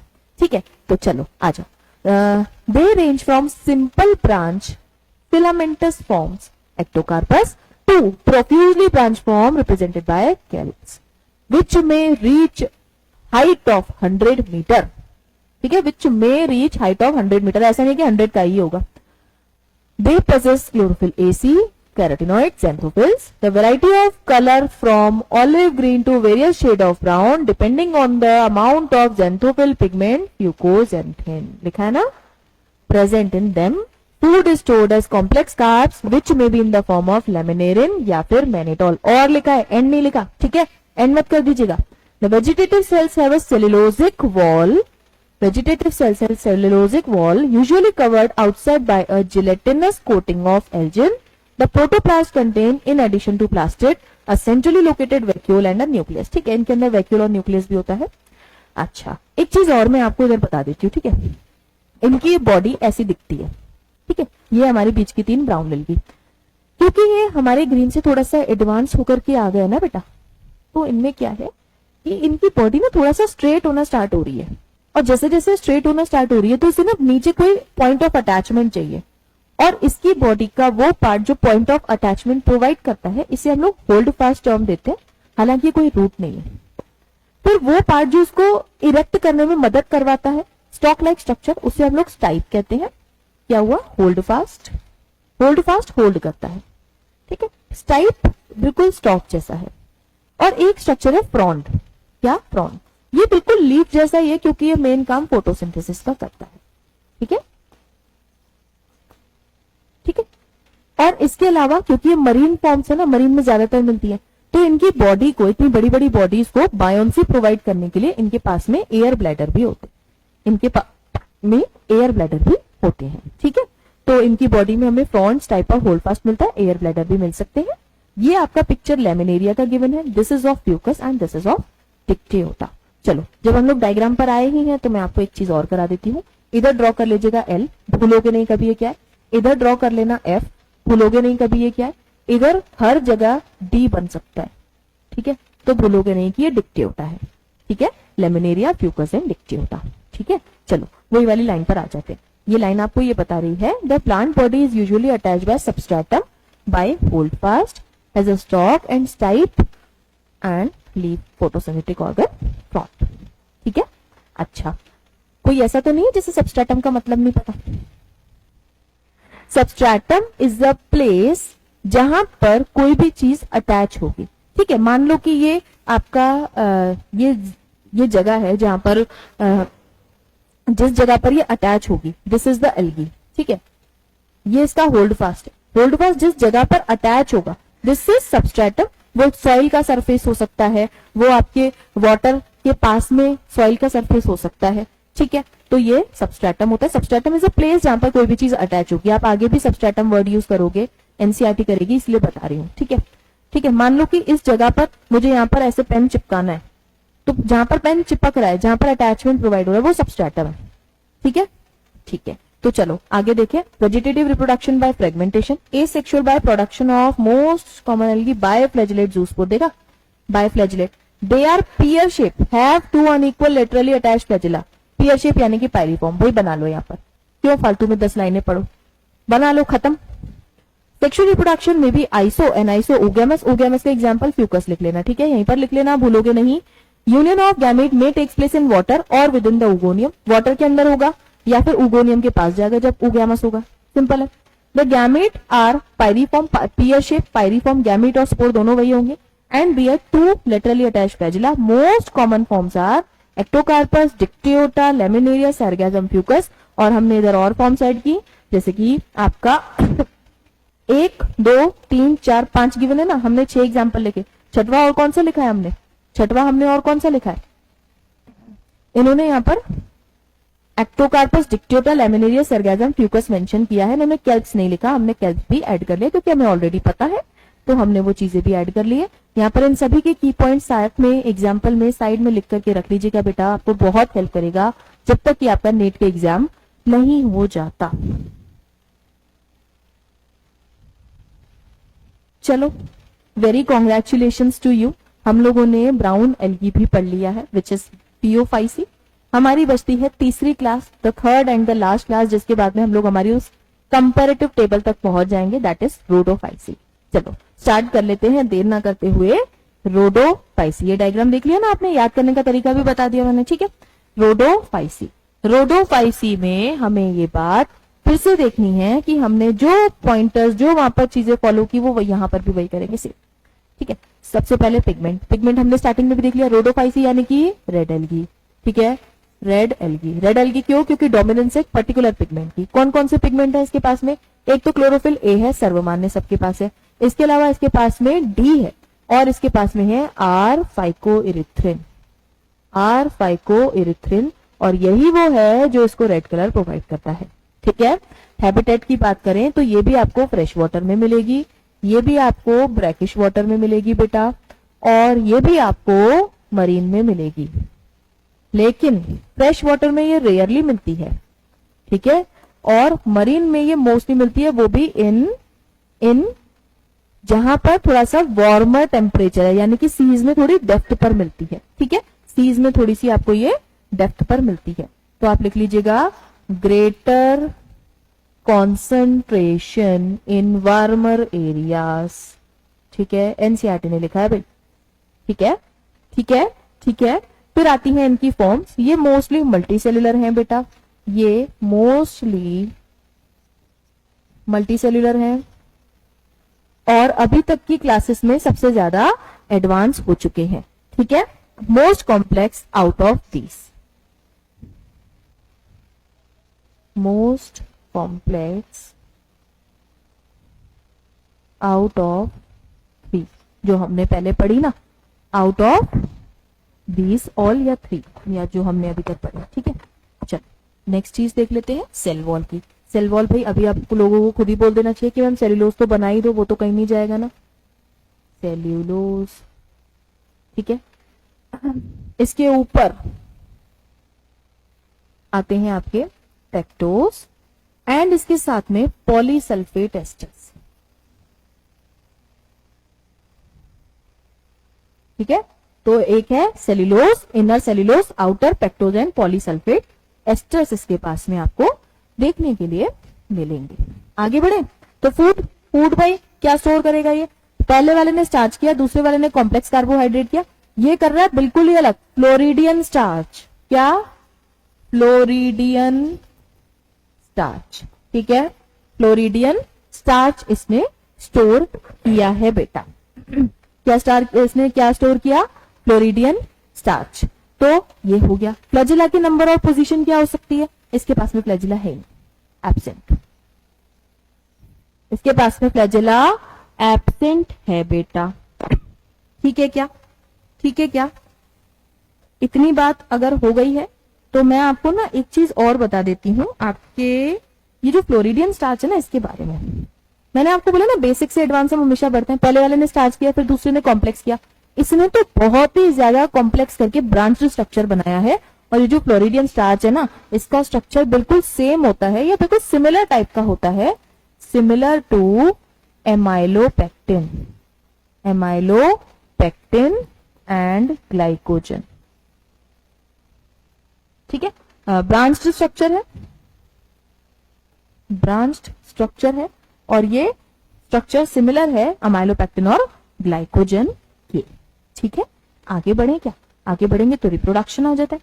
रिप्रोडक्शन वेजिटेटिव फ्रेगमेंटेशन से, एसेक्सुअल नॉन मोटाइल स्पोर से। चलो वही लिख लेते हैं, है ना। वेजिटेटिव करेगा, वेजिटेटिव करेगा ये फ्रेगमेंटेशन से। ठीक है क्या? ये करेगा एसेक्सुअल, एसेक्सुअल कैसे करेगा? नॉन मोटाइल स्पोर से, क्योंकि इसके पास तो फ्लैजेला नहीं था ना। और सेक्सुअल में इंपॉर्टेंट चीज ये सिर्फ और सिर्फ oogamous करता है, यानी कि अगर आपके पास में oogamous के एग्जाम्पल पूछे जाएंगे तो आप रेड एल्गी के सारे बताओगे, और इससे पहले हमने जो जो एग्जाम्पल पढ़े हैं वॉलवॉक्स का वो आप बताओगे। ठीक है क्या? और हमने फ्यूकस का पढ़ा था। एग्जाम्पल्स, एग्जाम्पल इसके 4 आपको पढ़ने हैं, यही हम लिख सकते हैं, कोई दिक्कत नहीं है। पहला एग्जाम्पल आप पढ़ते हो पोरफायरा, दूसरे एग्जाम्पल आप पढ़ते हो पॉलीसिफोनिया। ठीक है, तीसरा एग्जाम्पल आप लोग पढ़ते हो ग्रेसिलेरिया, चौथा एग्जाम्पल आप लोग पढ़ते हो जेलिडियम। ठीक है, और आप लोगों ने ये बात सुनी तो आप लोगों को सुना सुना सा तो लगा होगा कि हमने ग्रेसिलेरिया और जेलिडियम को तो अगार में पढ़ लिया। ठीक है, ठीक है। पोरफायरा को हमने एडिबल मरीन एल्गी में पढ़ा था, एडिबल मरीन एल्गी में पढ़ा था, याद आ रहा है ना। इसके अलावा अभी देखेंगे एनसीईआरटी में इसका फोटो भी है, एनसीईआरटी में इसका फोटो भी है बेटा। ठीक है, और पॉलीसिफोनिया का भी एनसीईआरटी में फोटो है। ठीक है, ठीक है।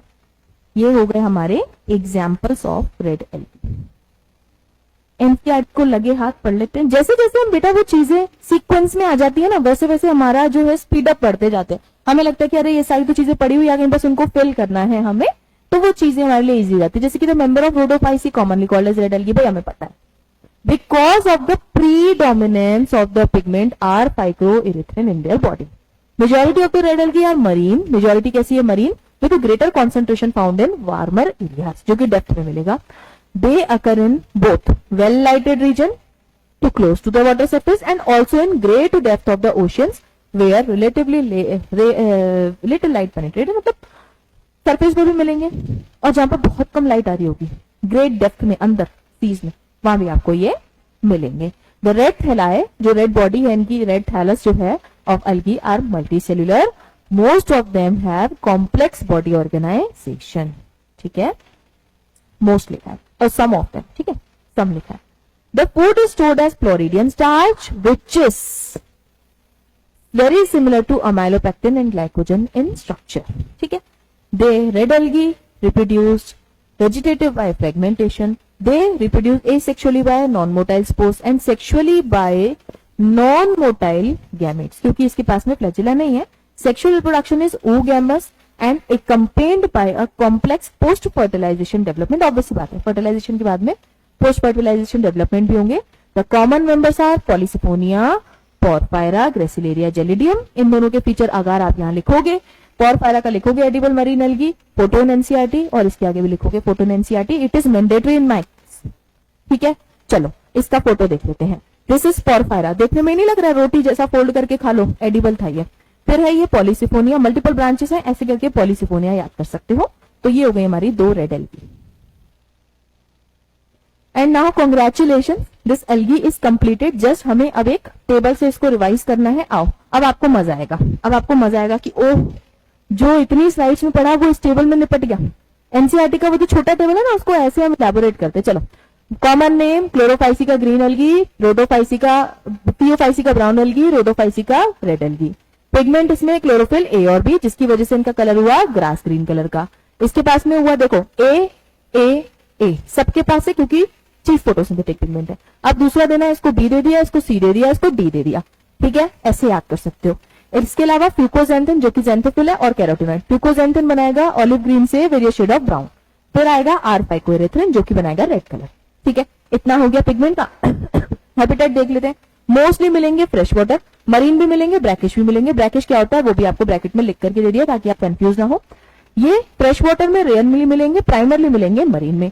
ये भी फ्रेश में रेयर मिलेंगे, ब्रैकिश में भी मिल सकते हैं और मरीन में मिलेंगे, और high concentration greater concentration warmer areas में मिलेगा। तो ये फ्रेश में मोस्टली हो गए, दोनों रेयर हो गए।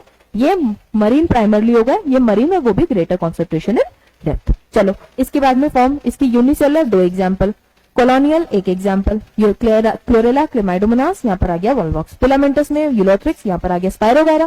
फिर इसकी फॉर्म देखें तो सिंपल ब्रांच में आ गया एक्टोकार्पस जो पहले पढ़ा, प्रोपीज ब्रांच में आ गया केल्स, में रीच टू 100 मीटर्स, ठीक है। मोस्टली ये मल्टीसेलर होंगे और मोस्ट कॉम्प्लेक्स होंगे इन सब में से। हो गया ना एक और नया कंपैरिजन। चलो आगे देख लेते हैं cell wall, inner cellulose, outer pectose. तो भाई मुझे तो ये ड्रॉ किया हुआ चाहिए आपके नोट्स में, ठीक है। इनर सेल्यूलोज, सेल्यूलोज सबका एक कलर का बना लो भाई। ये है हमारा सेल्यूलोज भाई, सबके पास होना चाहिए, ठीक है, सबका बना लो। और आउटर लेयर हम अलग अलग बना लेंगे। ये हो गई हमारी पेक्टोस की, ये हो गई हमारी एल्जिन की जो कि जिलेटिनस है, ये हो गई पेक्टोज और पॉलीसल्फेट एस्टर्स, ठीक है। चलो आगे देखते हैं। इनके पास में जो फूड है ये स्टार्च के फॉर्म में होता है, कुछ में ऑयल ड्रॉपलेट्स हो सकता है, सम पायरिनॉइड हो सकते हैं इन मोस्ट, जिसको हम लोग प्रोटीन बेसाइड स्टार्च पढ़ते हैं। इधर हो सकता है कॉम्प्लेक्स, इधर नॉर्मल स्टार्च होता है, कॉम्प्लेक्स कार्बोहाइड्रेट लेमिनेरिन या फिर मैनिटोल। इधर इन सबसे बढ़िया फ्लोरिडियन स्टार्च जो कि एक ब्रांड स्ट्रक्चर है, सिमिलर है ग्लाइकोजन और अमाइलोपेक्टिन से, ठीक। आगे देखें तो फ्लैजेला की नंबर ऑफ पोजीशन 2 से 8 इक्वल एपिकल ऐसे बना लेना, 1 2 3 4 5 6 7 8 इक्वल बनाना, एपिकल बनाना, खत्म काम। 2 होंगे अनइक्वल होंगे, लेटरल होंगे, पायरी फॉर्म बनते हैं उनके गैमेट्स हो या फिर स्पोर, ठीक। अनइक्वल बना दे थोड़ा सा, इसको बड़ा कर देते हैं, ठीक है, एक बड़ा एक छोटा हो गया। लेटरल होंगे, एब्सेंट होगा इनमें कोई मतलब ही नहीं है, ऐसा हम लोग ड्रॉ कर सकते हैं। फ्लैजेला तो नहीं लग रहा आपको वो सिंगल वाला, ऐसे बना लो, ठीक है। रिप्रोडक्शन वेजिटेटिव फ्रेगमेंटेशन से, vegetative fragmentation, vegetative fragmentation, asexual zoospore, asexual zoospore, asexual non motile spore यानी कि ऐसा, इनका ऐसा, इनका ऐसा, ठीक है। Sexual iso aniso oogamous, sexual iso aniso oogamous, sexual only oogamous, ठीक। Example Chlorella Chlamydomonas, Chara, Spirogyra, Ulothrix, Volvox, Eudorina. 7 example भाई टिप्स पे होने चाहिए अब मेरे बात। फिर इधर आएगा Dictyota, Laminaria, Ectocarpus, Fucus, Sargassum, kelps. 6 बिल्कुल होने चाहिए टिप पर, और यहाँ पर कर दो पूरे 4, 2 ही कम कर दो। पोरफेरा, पॉलीसिपोनिया, ग्रेसिलेरिया, जेलिडियम, PPGG याद कर सकते हो। और मैं तो ये कहती हूँ ट्रिक मत बनाओ, जैसे मैंने याद कराया कर लो भाई, भूलोगे नहीं, ठीक है। चलो आगे जाएं तो वैसे तो सारी चीजें कंप्लीट हो गई, लेकिन कुछ स्पेशल जो पॉइंट्स थे वो और बचे हैं, जैसे कि extra point different shape of chloroplast हमें सिर्फ क्लोरोफाइसी में मिला था, बाकियों में नहीं। Cup shape, reticulate, discoid, plate like, spiral, ठीक है। थियोफाइसी में हमें फ्रॉन्स टाइप ऑफ होल्डफास्ट जैसे स्ट्रक्चर मिले थे और एयर सैक्स भी मिले थे, ठीक है। रोडोफाइसी में जबकि एज सच कोई इंपॉर्टेंट ऐसा पॉइंट दिया नहीं एनसीईआरटी ने। और सभी के साथ में हमारी एनसीईआरटी का ये वाला जो टेबल था उसे हमने इलेबोरेट कर लिया। कौन सा वाला टेबल था? This was this table. इसको हमने कितना बड़ा बना दिया? इन्होंने हमें बताए हैं 1 2 3 4 5 6 पॉइंट, हमने इसको 10 to 11 पॉइंट्स में बहुत बेस्ट करके पढ़ लिया है। आई होप कि इसके बाद में आप लोग जाके दोबारा से एनसीईआरटी पढ़ोगे, सारे पॉइंट्स लिखोगे और ध्यान से उसको मेमोराइज करके रिवाइज करके क्वेश्चन प्रैक्टिस भी करोगे। इसके बाद में आपने hand to hand question practice की, पीवाईक्यू प्रैक्टिस की, तो आपके डाउट्स नहीं बचेंगे। So that's all from my side. Thank you and have a nice day, beta.